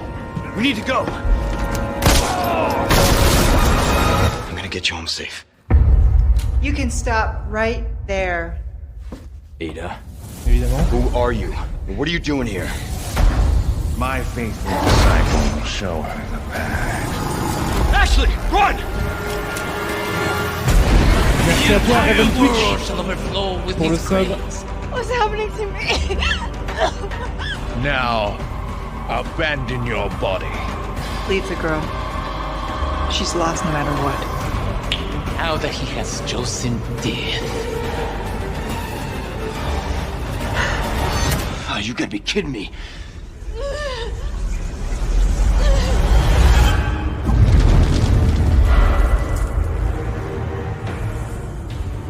Ah c'est cool. Ah mais ça je suis chaud. Ça je suis chaud de ouf parce que en plus en fait déjà Resident Evil 4 ça déchire. C'est un des meilleurs. C'est un des meilleurs. Je sais pas, mon préféré, je pense qu'à jamais ça restera le 2. Même si il a beaucoup vieilli, évidemment, c'est un vieux jeu. Mais c'est juste le meilleur moment que j'ai passé de ma vie devant un Resident Evil, c'était le 2. Parce qu'à l'époque, c'était vraiment complètement ouf de jouer à Resident Evil 2. Mais le 4, je l'avais adoré aussi. J'avais trouvé ça. Et j'adore le Code Veronica aussi. Mais j'avais adoré le 4 également. Et je suis content qu'il fasse un remake parce que je l'ai pas refait depuis très longtemps. Mais je pense qu'ils peuvent faire un truc bien avec ça parce qu'ils ont prouvé qu'ils pouvaient faire des super remakes avec le remake du 2. J'ai pas fait le 3. J'ai pas joué au remake du 3, mais j'ai joué au remake du 2 et j'avais trouvé ça vraiment super. Donc je sais pas si ça vous motive autant que moi. Moi, je vous avoue qu'en voyant ça, je me dis cool. Je me dis c'est un très bon jeu et le refaire dans le cadre d'un remake, ça me parle. Ça me parle, ça va être juste plus joli en fait, j'imagine, et ça va être à peu près un jeu similaire. Parce que là, pour le coup, en fait, la vue est sensiblement similaire à celle parce que le remake de Resident Evil 2 changeait drastiquement le type de gameplay que c'était, et justement, ça adaptait l'univers de Resident Evil 2 à un gameplay plus proche de celui de Resident Evil 4, c'est-à-dire caméra très proche du personnage dans son dos, dans un univers en 3D, etc. Et c'est Resident Evil 4 d'ailleurs qui a ramené ça dans la saga, et je trouve que c'est très efficace. Et j'avais beaucoup aimé aussi RE7. J'ai pas fait le 8 non plus, parce que je suis complètement à la bourre, mais j'avais adoré le 7. J'avais moins aimé la fin du 7. La fin m'avait un peu déçu dès lors qu'on arrive sur le tanker, le bateau. Mais par contre, tout le début, toute la première grosse partie du set, j'avais trouvé ça fantastique. Donc ouais, non, mais ça me parle. Hein. Moi, je veux bien jouer au remake de Resident Evil 4, je trouve que c'est un chef-d'œuvre. Mais vous savez, en vrai, le remake de Silent Hill 2, même si du coup j'ai cru comprendre qu'il avait fait gueuler, etc., je trouve que j'ai super envie d'y jouer. Hein. Moi, Silent Hill 2, ça a l'air génial. Et en plus, c'est vraiment des jeux de... Comment dire ? ça me va de faire un remake de ces jeux-là, quoi. Je veux dire, ils sont assez cultes et ça fait suffisamment longtemps pour que je me dise il y a peut-être une vraie plus-value technique à apporter à ces jeux-ci. Après, ils étaient déjà très beaux. Je trouve que dans le remake du 2, il y a un vrai choc en mode ah ouais, waouh, là ils l'ont vraiment rafraîchi, genre en mode ils ont vraiment pris, là c'est beaucoup plus beau, quoi. J'arriverai pas à me refaire Resident Evil 2, je pense, aujourd'hui, l'original, alors que le remake il fonctionne très bien. Alors que me dites-vous, Karim, le souci de Silent Hill 2 remake, c'est le studio derrière, pas le jeu. D'accord, ok, d'accord. Ouais, moi comme d'hab, je me renseignerai pas trop sur qui l'a fait parce que j'ai pas le temps et du coup je jouerai au jeu et s'il est bien je le trouverai cool. Voilà, quoi. J'espère qu'il y aura un mode VR, ce serait chouette. Ce serait chouette, ce serait flippant de ouf aussi. En fait, Resident Evil 4, ils avaient un parfait équilibre. Et c'est dommage qu'ils soient très vite passés à autre chose, même si moi je suis pas du genre à cracher non plus sur 5-6, c'est beaucoup plus action, quoi. Donc on perd les fondements de ce que sont Resident Evil dans ces deux jeux-là. Mais pour autant, je sais que ça a plu à d'autres gens. C'est des jeux qui sont aussi très bien vendus, je crois, donc je vais pas non plus tant que ça cracher dessus. Mais c'est vrai que je trouvais que Resident Evil 4, ils étaient arrivés à un vrai équilibre entre action-horreur qui, je trouve, est hyper pertinent et qui était aussi un peu expurgé de son côté nanar pour quelque chose. Bon, il y avait quand même des trucs un peu de teubés dans l'ambiance du truc, mais c'est beaucoup moins nanar qu'avant, et il y a une vraie ambiance spécifique qui est pas juste une vague repompe de vieux films bis avec des zombies dedans comme l'étaient les premiers Resident Evil, où là il y a quelque chose de vraiment d'une ambiance un peu nouvelle quand même, que tu n'avais pas l'habitude de voir dans ces jeux-là. J'adorais vraiment le 4. Merci à toi Grozzy pour le sub. Tu me dis quoi? Tu me dis merci pour ta bonne humeur et ton enthousiasme. Écoute, et je suis un bon client. Après voilà, c'est moi j'aime bien les jeux qui sortent en ce moment, je vous avoue. Après voilà, c'est au cinéma, les blockbusters, je suis pas convaincu par l'époque actuelle. Je trouve qu'il y a quand même, mais je trouve que les jeux vidéo, il y a des trucs de ouf, quoi. Moi, si vous voulez, j'ai fait Elden Ring. Le dernier gros jeu que j'ai fait, c'était Elden Ring. C'est une claque de malade. C'est un truc de ouf, quoi. Bonsoir à toi, FK Outsider. Voilà, niveau horreur, on est gâté. Il y a plein de choses qui sortent, hein. Franchement, en jeu vidéo, je trouve il y a plein de choses qui sortent. T'as fait les Plague Tale? Non, pas encore. Il y a tellement de trucs qui sortent en jeu vidéo que j'ai pas le temps de tous les faire. Alors qu'en cinéma, les blockbusters... Après, c'est aussi, je parle que des blockbusters. Moi, c'est ça le problème que j'ai en ce moment avec la pop culture. C'est ce que sont devenus les blockbusters. Après, c'est peut-être parce que je devrais regarder plus de films indiens, en fait. Parce qu'apparemment, c'est là qu'est la créativité. C'est ça, apparemment, qui claque en ce moment. Et du coup, j'ai toujours pas vu RRR. Donc, je sais pas comment ça se prononce d'ailleurs. Je sais même pas si on dit triple R ou R, mais moins que R avec les Robins des Bois. Mais j'ai toujours pas vu ce film qui a l'air complètement ouf. Je sais pas si vous avez vu la bande-annonce de ça, ne serait-ce que ça, quoi. Attendez, je vais mettre la bande-annonce de ça. Ça, apparemment, c'est une tuerie de ouf. Moi, vous l'avez sûrement déjà tous vu, parce que tout le monde en parle, machin, etc., comme étant vraiment un truc de malade. Mais c'est vrai que ça a l'air ouf. Alors, attendez, c'est quoi? Est-ce que c'est un site officiel? Est-ce qu'il y a quelque chose? Non, c'est peut-être là. Voilà, mais c'est au moins... C'est-à-dire que... Je sais pas ce que vous en pensez. Tiens, est-ce que c'est un peu... Est-ce que vous trouvez... Parce que moi, je trouve que c'est ouf. En fait, le problème que j'ai avec ce que sont devenus les blockbusters actuels, c'est que de là... Ils te vendent des films qui ne sortent pas. Mais je veux dire, les films passent leur temps à faire croire qu'ils ne sont pas ce qu'ils sont. Et c'est ça, en fait, qui me... C'est au-delà de... C'est ce que je disais sur le métatexte et tout. Attends, merci beaucoup à toi, Tourche, pour le 10e mois d'abonnement.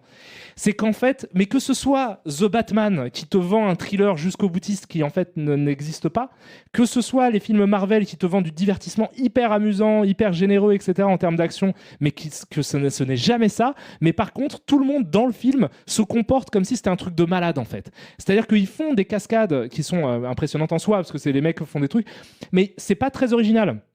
Mais ils réagissent au truc en mode waouh, c'est un truc de ouf. Les personnages vont faire quelque chose que tu as déjà vu 250 fois dans des blockbusters, mais vraiment, et ils le font de façon relativement timorée, sans trop prendre des risques en termes ni de mise en scène, ni de lumière, ni de chorégraphie. C'est des trucs bien faits, extrêmement bien faits et bien finis, mais jamais Et par contre, dès qu'ils ont fini de faire leur action, il y a un personnage qui se tourne comme ça et qui fait ça au ralenti, quoi.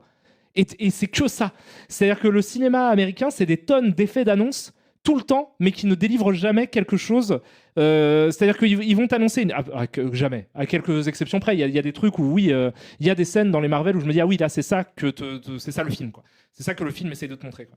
Mais c'est vrai que là, ça a l'air d'être, en fait, complètement un truc qui a l'air de prendre son sujet un peu au sérieux, c'est-à-dire que j'ai l'impression, après encore une fois j'ai pas vu le film, et il est absolument absurde, ne faites pas ça chez vous les amis, il est absolument absurde de donner des opinions sur des bandes annonces, ce sont des objets promotionnels qui sont faits pour vous vendre quelque chose, donc évidemment que développer un point de vue intéressant sur ça c'est pas vraiment possible, et là je le fais en dilettante à l'arrache, il est tard, cette fois-ci j'ai le droit de le dire, il est 21h43, je sais pas si on aura le temps de beaucoup jouer à The Thing ce soir, on jouera un petit peu c'est promis, on jouera au moins une grosse demi-heure, une petite heure, mais ce que je veux dire c'est que là ça a l'air de prendre ses personnages, son univers, son truc un peu au sérieux, mais avec de l'action un peu teubée dedans, mais qui est filmé sérieusement quoi. C'est-à-dire que le mec il va retourner une bagnole, faire un machin, un acte complet, mais c'est filmé comme des gens qui croient en ce qu'ils sont en train de te montrer. Alors que c'est l'inverse de Marvel, qui te montre des trucs somme toute assez communs à l'aune de ce qu'est un film d'action moderne, mais qui par contre te réagissent, enfin te font croire que c'est des trucs de ouf quoi. Donc ça, effectivement, ça me parle beaucoup plus que absolument tout ce qu'on va voir. Et ce que je veux dire, par exemple, voilà, typiquement l'exemple de comment ça s'appelle. On a vu le trailer il y a pas longtemps de comment il s'appelle, merde, de Quantumania, du coup de Ant-Man and the Wasp, Quantumania. Quantumania, ça vous vend le principe d'un monde quantique, donc plus petit, enfin de subatomique, quoi, plus petit que des atomes. Donc pour quiconque comprend un peu vaguement ce qu'est la mécanique quantique, c'est-à-dire que vous passez dans un univers où les règles newtoniennes de la physique ne s'appliquent plus, où tout l'univers n'a rien à voir, c'est-à-dire que la gravité n'a plus de sens, toutes les règles qui semblent aller de soi pour un corps humain qui se déplace dans un univers tridimensionnel régi par les lois physiques de Newton, tout ça est supposément vol en éclats quand tu rentres dans le monde quantique. Et du coup, le truc s'appelle Quantum Mania, t'as l'impression que c'est le cœur du truc, tu regardes la bande-annonce, le mec arrive dans le monde quantique, c'est quoi ? Ça a la gueule de quoi ? Visuellement, c'est une planète Marvel extraterrestre classique, avec des morceaux de cailloux qui flottent en l'air. C'est-à-dire que mais on t'a vendu le truc comme un truc de ouf. Et ça, moi je trouve que c'est les espèces. Après, peut-être c'est bien. Quantumania, pour le coup, il est pas sorti, donc je l'ai pas vu. Donc c'est peut-être le film est chouette. Hein. Mais je veux dire, en tout cas, c'est extrêmement décevant pour quiconque a eu envie de croire en la promesse d'une nouvelle forme de réalité qui t'est montrée au cinéma pour la première fois, c'est-à-dire le monde subatomique. Bon, merci beaucoup à toi, Adofou, qui me dit logique. Je ne sais pas à quoi tu réagis, mais merci beaucoup en tout cas pour ton 56e mois d'abonnement. C'est énorme. C'est beaucoup. Enfin, finir, waouh, tu me dis quoi ? Je suis assez d'accord avec toi. Je trouve que les blockbusters hollywoodiens actuellement se sont transformés en pubs d'arnaque sur les sites de streaming. Un peu, tu mets des mots justes sur ce que je pense. Ouais, un peu. Ils te vendent quelque chose dans lequel ils ne croient pas, mais utilisent la mise en scène pour le camoufler. Un peu, ouais. Mais je te dis, c'est pas que les trucs de divertissement. Globalement, les grosses productions. Alors, quelqu'un citait Mission Impossible. Mission Impossible, vous savez, je considère que c'est une des rares sagas d'action, de blockbuster, quoi, actuelle, qui justement tient plutôt ses promesses. C'est-à-dire que moi, en allant voir Mission Impossible 4, moi, ça a été le moment, c'est le 4, c'est le vrai choc. C'est le moment où je me suis dit, ah là, on se fout pas de ma gueule. Parce que tout ce qu'on me promet, la promesse que contient le film, la façon dont ça raconte les choses, là c'est acté. C'est qu'effectivement tu as ta scène de ouf où il monte Burj Khalifa, machin, etc. Tu as tout ça. Les promesses sont plutôt tenues. Mais après, c'est pas évidemment tout ce que je dis est pas catégorique. De toute façon, enfin, vous vous doutez bien que je suis pas péremptoire sur tous les films qui sortent et que évidemment ce que je dis vaut pas pour tout. Il y a 1000 contre-exemples en fait. Mais je veux dire, c'est quand même une tendance qui se dessine dans le cinéma populaire de dire on va prendre aucun risque, mais on va faire systématiquement semblant d'en prendre. C'est-à-dire que quand tu regardes une bande-annonce comme celle qu'on a vue sur Ragnarok God of War, c'est complètement dans l'air du temps. Mais c'est-à-dire que tu fais un décalage métatextuel sur du coup LeBron James, qui est quand même le personnage métatextuel actuel le plus évident pour faire des vannes intertextuelles. Tu mets Travolta, machin, ils font des blagues méta sur l'univers de qu'est-ce qui se passerait si Kratos était un père de famille, puisque c'est ça qui se passe dans le jeu, dans le dernier jeu, enfin avant Ragnarok. Du coup, c'est ça la promesse. Et du coup, ils te le tournent en mode mais qu'est-ce qui se passerait si, et ça fait des blagues, etc. Et ils essayent, j'ai l'impression en fait en regardant ça que les mecs qui me proposent le truc sont en train de me dire t'as vu, on n'a pas peur, hein, on envoie valdinguer les règles. Mais en fait moi du coup en voyant ça je me dis putain les mecs vous avez vachement bien envoyé valdinguer les règles de 1954, parce qu'en fait le métatexte, enfin toutes ces blagues là pop culture méta, elles existent depuis à peu près 40 ans, elles sont faites par absolument tout le monde et ça a absolument rien de révolutionnaire. Donc du coup mais eux, enfin, j'ai rien contre les divertissements, enfin, j'ai rien contre les trucs qui sont pas révolutionnaires. Je m'attends pas à être surpris à chaque fois que je vois une bande-annonce. Mais je veux dire, eux, là, dans leur rhétorique, ils sont un peu en train de dire on est des fous. On a pris James Gunn, on a pris Taika Waititi. Les mecs, ils sont rigolos, ils font des blagues de paix. Tu sais, ils te disent comme ça, mais ils te disent genre, ouais, nous, on en a plus rien à foutre, nous. Maintenant, s'il faut faire une blague de paix, on est des fifous, quoi. Et moi, ils me font un peu cringer. Et j'ai l'impression parfois que c'est les mecs qui se mettent la cravate sur la tête parce qu'ils ont bu 2-3 1664. Et que, tu vois, c'est la soirée de leur vie, tu vois. Ils sont comme des oufs. Ouais, j'en ai rien à foutre. Et ouais, regarde mes chaussettes, elles sont dépareillées, mon gars. J'en ai rien à branler, ouais. Voilà, donc c'est un peu ça que je ressens dans le cinéma hollywoodien, et c'est ce que je ne ressens effectivement pas du tout en voyant cette bande-annonce. Alors il faudrait que je voie le film pour acter ça, mais là j'ai l'impression que c'est un mec, en fait, un cinéaste qui aime l'action, qui aime le cinéma d'action pour le pur plaisir de dopamine que ça provoque, et qui se dit, je vais de façon très généreuse partager ces images folles que j'ai dans la tête avec le plus grand nombre, et on va mettre du pognon, quoi, pour que ce soit bien fait. Là, c'est stupéfiant. Moi, je trouve que c'est en termes d'effets spéciaux et tout, c'est cool, quoi. C'est vraiment, mais c'est beaucoup mieux fait que Black Panther, hein. De façon assez évidente. Et en termes d'exécution, la technique, elle est hyper carrée, c'est d'équerre, ça marche.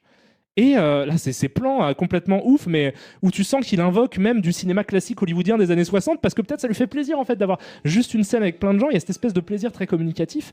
Et moi, ça me réjouit de voir des gens, en fait, produire des blockbusters comme ça.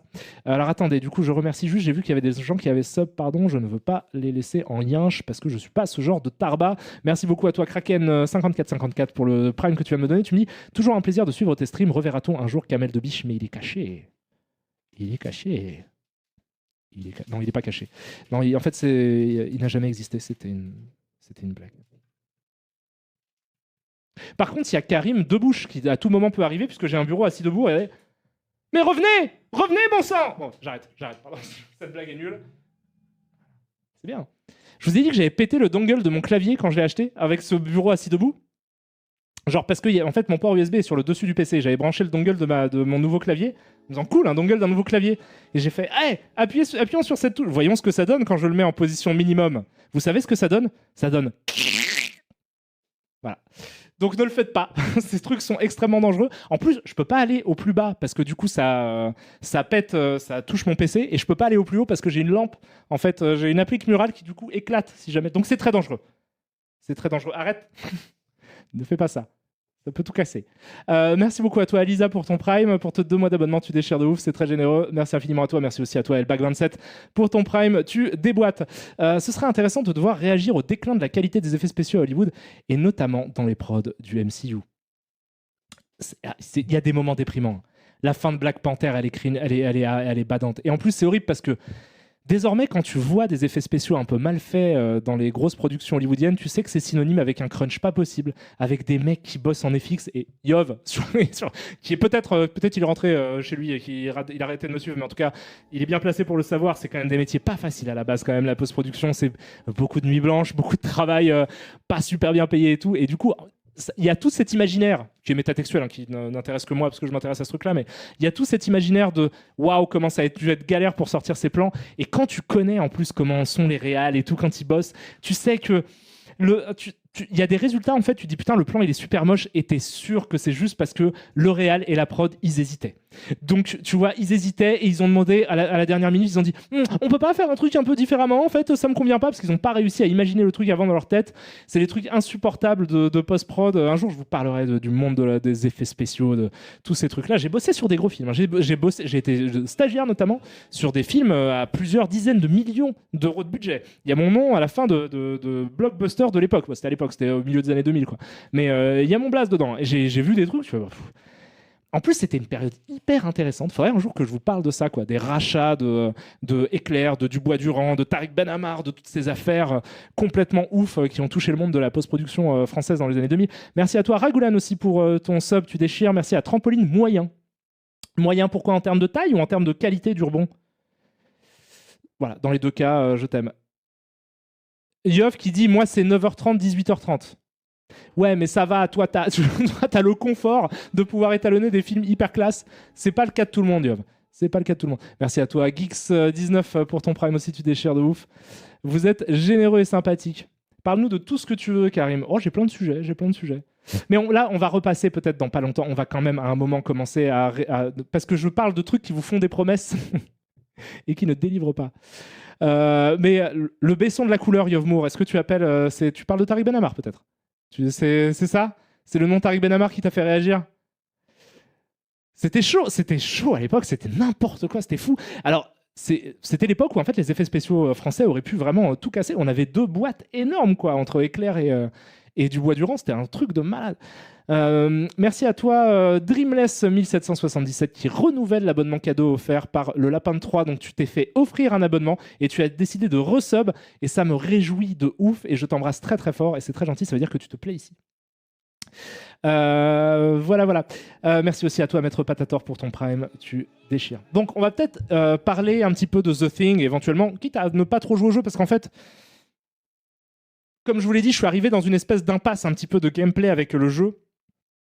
Donc on peut se dire qu'on va juste surtout discuter du film The Thing et pas galérer trop parce que je vais me mettre déjà dans ce setup-ci, voilà, ce setup-là. Donc vous voyez, en fait, alors j'étais en train de, du coup... Parce qu'en fait, j'ai fait une erreur, je pense, dans ce jeu. Ah, merci beaucoup à toi, Chahu, mais pour le sub. Ah, bien en plus, vous faites partir le chouchou de la hype, le train du boost, le train de la hype du boost, le boost de la hype, je ne sais pas comment ça s'appelle. Merci beaucoup à toi. Chahu, tu déchires, je t'embrasse très fort. T'es toujours pas obligé de sub, hein. Je te rappelle que tu fais déjà beaucoup pour cette chaîne. Tu me dis, m'en fous que Kamel de Biche n'existe pas du moment qu'on a une chance de revoir Christophe Rage. Celui-là, je le cache. Il est caché au fin fond de mon slip. Merci à toi, personne suspecte aussi pour ton sub. Merci à toi, El Cocopette pour ton prime. Merci à Konshu également pour le prime. Vous déchirez tous. Vous êtes d'une générosité absolument hallucinante. Donc, Weird Pingu aussi, tu as pris un sub. Merci beaucoup à toi. Tu es choupinoupinet. Merci à Ornigo aussi qui a pris un prime. Vous êtes parti sur le truc généreux. Tu as travaillé sur Hannibal Rising, me dit Matstar en point d'interrogation. Et oui, alors je sais pas, t'as vu ça, t'as regardé sur IMDb ou un truc comme ça, parce qu'il doit y avoir mon nom à la fin. Effectivement, j'ai travaillé sur Hannibal Rising, qui est la suite de Dragon Rouge, qui est une préquelle en fait à l'univers du Silence des Agneaux avec Gaspard Ulliel. Et effectivement, j'ai bossé sur ce film en tant que technicien vidéo. Voilà, je faisais en fait à l'époque. Allez. On va pas commencer The Thing maintenant, ce serait trop simple. Au pire, si on ne fait pas The Thing aujourd'hui, déjà je m'en excuse parce que c'était une promesse et du coup je l'ai pas tenue, mais c'est pas grave, je la tiens à rebours. Le prochain live que je ferai, ça sera sur The Thing. Voilà. Mais ce que je voulais dire, c'est que du coup à l'époque en fait ce que je faisais c'était merci beaucoup à toi Solowing 1 pour le sub que tu viens d'offrir à Aspartam, adorable pépère qui ne fait pas grossir, qui ne donne pas le diabète mais qui rend quand même aveugle. Je t'adore, je t'embrasse très très fort. Tabio, IMDb, il y a Hannibal Rising et Papy Grenier. Stylé ou pas? C'est stylé, hein. J'ai bossé sur plein de films. En fait, mais c'est juste, quand t'es technicien vidéo dans une boîte de post-prod, du coup, tu bosses par défaut sur à peu près tous les films qui passent, puisque moi, j'étais à la Confo, chez Dubois-Durand. J'ai été à la Confo en tant que stagiaire pendant quelques semaines. Et du coup, ce que je faisais, c'est la Confo des effets spéciaux. Donc, en gros, ça voulait dire que, il y avait une prod qui venait à notre boîte. Nous, on est prestataire de service, donc Dubois-Durand, on faisait des effets spéciaux, de l'étalonnage, il y avait un labo et tout. Et du coup, ils venaient, les prods, et on budgétait ensemble des plans. Ils nous montraient un plan. Bon, combien d'argent ça coûterait pour rajouter un pigeon qui vole en 3D, par exemple. Merci à toi, Petit Pinot, pour le Prime. Et du coup, moi, je me synchronisais. Donc, tout ça, c'était avec moi. Donc, je voyais les gens qui budgétaient les plans. Et moi, je faisais... Waouh, ça coûte si cher que ça. Wow. Mais en fait, oui, ça coûte très cher. Ça coûte vraiment extrêmement cher. C'est genre, tu vois des plans. Moi, j'ai des plans sur genre, je sais plus, Astérix 3 à l'époque. Il y avait des trucs comme ça où c'était genre, t'avais des plans à 60 000 €. Tu fais putain, 60 000 balles juste pour ça. C'est un plan.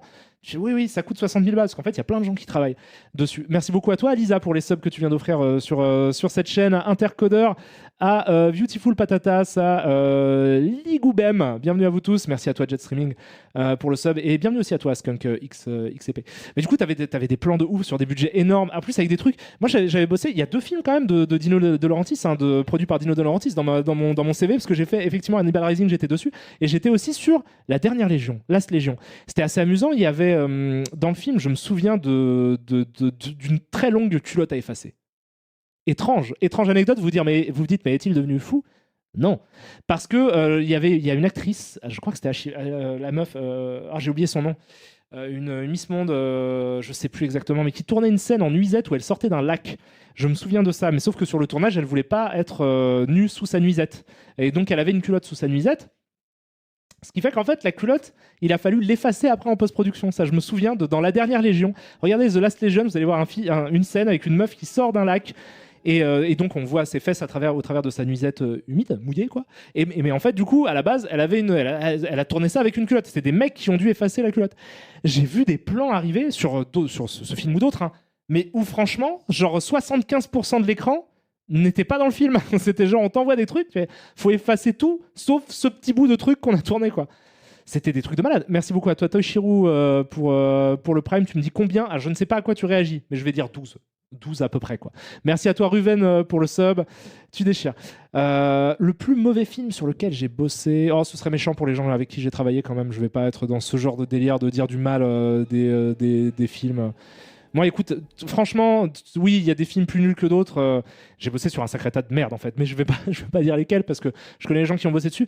Et c'est quand même, quand t'es derrière... Moi, c'est pour ça que j'essaye d'être un peu bienveillant, en fait, dans le monde. Et je l'ai pas toujours été. Dans Cross, j'étais parfois un peu méchant, un peu mauvais esprit. Je peux être mauvais esprit dans la vie de tous les jours. Mais par contre, si je parle publiquement de quelque chose, en fait... Pas parce que j'ai pas envie d'avoir de problème ou quoi, mais c'est simplement qu'en fait, je suis conscient du travail que ça demande de faire des plans. Vraiment. C'est-à-dire que j'ai été déjà de l'autre côté du truc et je vois ce que c'est en fait. Je vois complètement la complexité atomique qu'il y a à faire un film entier, quoi. Un plan, c'est déjà beaucoup de taf, hein, franchement. Et du coup, c'est vrai que moi, à chaque fois que je regarde un film, quand bien même je le trouve mauvais, alors tout ce que je dis vaut pour tous les films du monde, sauf Le jour et la nuit de Bernard-Henri Lévy. Où là, je n'ai aucune sympathie pour ce film effroyable. Je trouve que c'est de la merde de ouf. Et même si j'avais bossé dessus, je le dirais de la même manière. Merci beaucoup à toi, Kaiser71. Mais à part ce film-là, c'est une blague, hein, parce que même ce film-là, en fait, il y a plein de gens qui ont travaillé, qui sont des gens très bien. C'est juste que tu vois, en fait, énormément de gens plutôt bienveillants essayer de se synchroniser ensemble pour faire plaisir à des gens qu'ils ne connaissent pas. Et du coup... Il y a quelque chose que je pense les gens n'ont pas complètement situé, si vous ne connaissez pas vraiment. Il y a quelque chose de très mignon, en fait, dans les gens qui font des films, globalement. Parce que quand tu prends un peu de recul dessus, tu te dis, putain, c'est des êtres humains, ils se déguisent, et ils font semblant d'être d'autres gens pour faire plaisir à encore d'autres gens. C'est adorable. Le cinéma, c'est une version complètement ouf d'un papa qui se déguise en Père Noël, quoi. Pour faire oh là là, mais j'espère que tu as été gentil. C'est ça en fait, mais à très grande échelle. Et je trouve qu'il y a quelque chose de très beau dans le fait de vouloir émerveiller en fait plein de gens que tu ne connais pas et de mettre des efforts massifs en fait, d'engager des efforts absolument massifs dans ce processus-là. Après, il y a énormément de gens qui sont là parce que ça rapporte de l'argent. Et évidemment, c'est pas. Mais il y a quand même un pourcentage conséquent en fait des gens qui travaillent en tant que technicien, je parle, dans le monde du cinéma sont des gens qui aiment vraiment le cinoche, quoi, qui ont été vraiment très émus par des trucs qu'ils ont vus et qui essayent de transmettre l'émotion qu'ils ont eux ressentie devant des films à d'autres gens qu'encore une fois ils ne connaissent pas. Parfois dans des conditions assez aléatoires, quoi. C'est dur de pas avoir de la sympathie pour les gens qui font des films dès lors que tu as constaté en fait cet état de fait, parce que c'est très facile quand tu sais pas comment les films sont faits en fait. De simplement dire oh, ce sont des tocards, ils comprennent pas, machin, etc. Toute cette espèce de snobisme un peu puant de la critique, quoi, qui d'ailleurs existe de moins en moins en plus, mais qui à une époque était là, quoi. Des gens qui savent absolument pas du tout ce que c'est que de créer, quoi, qui savent pas qu'il faut vraiment un certain sens de l'abnégation et puis aussi pouvoir s'ouvrir aux gens, parce que quand tu donnes à voir des choses, tu t'ouvres un petit peu aux gens, quoi. Il y a ce truc de pudeur qu'il faut laisser tomber un petit peu, mettre de côté. Tout ça pour en fait pas grand chose, parce que dès lors que t'es pas chef de poste ou réal ou acteur star surpayé, en fait t'es payé pas très cher, t'as beaucoup d'heures de travail, tu bosses énormément. C'est dur de pas avoir de la sympathie pour ça. Merci à toi, mon petit Cobol, pour le Prime. Ce qui ne signifie pas qu'il faut laisser de côté toute forme d'esprit critique, évidemment. Mais ce qui est quand même à prendre en considération. C'est-à-dire que là, t'es pas en train de... Enfin, voilà, tu peux pas te permettre d'être méchant, quoi. Juste, tu peux être aussi bienveillant, dire des choses et faire des blagues. Parce que parfois, tu rates des trucs et c'est pas grave. Et là, évidemment que moi, je rate plein de trucs dans ce que je fais et que les gens qui bossent au cinéma, parfois, ils ratent des trucs et c'est pas grave. Mais faut que ce soit pas malveillant, quoi. Moi, j'ai jamais voulu insulter des gens, quoi. J'espère que d'ailleurs, personne s'est senti insulté par des trucs que j'ai dit sur leur film. C'est pas grave en soi. C'est quand même sympa. C'est quand même plus sympa de faire un film que d'être Nicolas Sarkozy. Tu vois, donc ça va, quoi. Moi, j'ai quand même de la sympathie pour tous les gens qui proposent d'avoir quelque chose. Merci beaucoup à toi, Villebrequin, pour le Prime que tu viens de prendre. Tu déchires de ouf. Et voilà, le train du boost a atteint son but. Le boost express est arrivé, voilà. Ouais, mais ce que tu dis, ça marche quand t'as pas vu Doctor Strange 2. Mais moi, j'ai bien aimé Doctor Strange 2, en fait. Après, j'ai pas trouvé que c'était un chef-d'œuvre, mais c'est-à-dire j'ai quand même reconnu des trucs très sympas dans nombre de scènes de Doctor Strange 2. Voilà. Je trouve qu'il y a des trucs qui sont très défendables. Après, on peut dire voilà, c'est du Sam Raimi au rabais et tout, mais en plus, en vrai, franchement, il y a plein de films signés Sam Raimi qui sont des films où Sam Raimi était quand même contrôlé par la prod et où c'est quand même des films relativement pop et tu sens qu'il n'y a pas complètement du Sam Raimi à fond dedans, quoi. À commencer par ne serait-ce que Spider-Man 3. Spider-Man 3, il y a des scènes absolument magnifiques dedans, tu sais qu'elles viennent de lui, il y a des trucs qui sont nuls à chier, quoi. Tout le passage de Venom, tous les trucs sur Venom sont pas intéressants dans Spider-Man 3, tout le délire du Dark Spider-Man, même si c'est devenu un mème et que c'est facile de s'en moquer, etc., c'est pas bien, quoi. Enfin bon, bref, c'est genre, oui, il y a des trucs de cet ordre-là dans Doctor Strange 2, en fait. Mais il y a d'autres trucs qui sont vraiment sympas. Il y a des scènes qui sont extrêmement sympas, quoi. En vrai, j'avais eu la même réflexion sur les jeux vidéo, en mode si les gens savaient à quel point les personnes se donnent du mal pour faire un jeu, même les jeux Ubisoft, les gens se donnent vraiment du mal. Mais évidemment que les jeux Ubisoft, les gens se donnent vraiment du mal. Mais en vrai, c'est pas... Aussi, j'espère un monde où on prendra moins personnellement les trucs, parce que moi, vous pouvez dire que ce que je fais, c'est pas ouf, vous pouvez en faire des blagues, c'est pas grave. Moi, je trouve que c'est pas très grave. Après, pour certaines personnes qui peut-être s'impliquent plus que moi, ou qui sont moins des sociopathes, parce que moi, du coup, peut-être j'en ai rien à foutre, je sais pas, peut-être que ça les touche plus, et du coup, moi, j'ai envie aussi de pas blesser des gens, quoi, parce que je trouve que ça sert à rien, en fait. C'est contre-productif, ça fait tout reculer, c'est horrible. Doctor Strange 2, plus structuré que Everything Everywhere All At Once. Ça peut être une qualité, oui, mais Everything Everywhere All At Once, c'est vraiment excellent, j'ai trouvé. Et Doctor Strange 2, c'est juste sympa, alors que c'est quand même un réal que j'adore. Voilà. Les scènes avec l'homme sable, masterclass. On est tout à fait d'accord. C'est absolument magnifique, ces scènes-là. Mais il y a plein de trucs nuls, quoi, dans Spider-Man 3, en vrai. Il y a plein de trucs nuls dans plein de films de Sam Raimi, quoi. Même dans des films assez cultes de Sam Raimi, moi, je trouve qu'il y a des trucs pas ouf dans l'Armée des Ténèbres. Hein. Vraiment, Darkman, j'aime beaucoup. Il y a des trucs que je trouve un peu moyens. Il y a des films où il ose. Franchement, c'est pas son film complètement. C'est pas si personnel que ça, tu vois. Donc voilà. Après, si tu le compares à Evil Dead 2, oui, tu vois, là, ça n'a rien à voir. Mais bon, voilà. J'ai beaucoup aimé Doctor Strange 2, tu dis ouais, je sais pas, beaucoup aimé, je trouvais ça vraiment pas mal. Franchement, par rapport à la phase 4, à tout ce qui sort dans la phase 4, moi je trouve que c'est ce qui se fait de mieux, c'est ce qui est sorti de mieux de la phase 4. Voilà. Que me dites-vous? Je comprends très bien que des jeux comme Ubisoft, même les pires, ont eu un travail derrière, mais est-ce que c'est pour autant on devrait dire que c'est bien quand ça ne l'est pas? Non, mais personne te dit de dire que c'est bien quand ça ne l'est pas. Mais il y a une manière de faire les choses aussi. Tu peux te contenter de dire qu'un truc est pas intéressant ou expliquer pourquoi simplement t'as pas aimé les trucs et tout. Mais c'est vrai que moi j'ai du mal. Tu vois, à chaque fois que je vois un plan raté, je ressens la doute. Ça fait plaisir à personne de sortir un truc pas bien en fait. En vrai, tu vois, même les gens qui sont vraiment cyniques en mode on est là pour faire du bif et tout. C'est quand même, ça leur fait mal au cul de sortir un truc mauvais. Donc du coup, bon, il y a quand même ça après, on va prendre en considération. Mais ça veut pas dire laisser son esprit critique ailleurs. Hein. Tu as le droit d'avoir l'opinion que tu veux et de l'exprimer aussi de la manière dont tu veux. Hein. C'est pas genre, c'est juste que moi personnellement, en fait, j'aurais du mal à dire ce truc-là, ça pue la merde, c'est horrible. Alors que juste, tu vois, j'y ai peu réfléchi.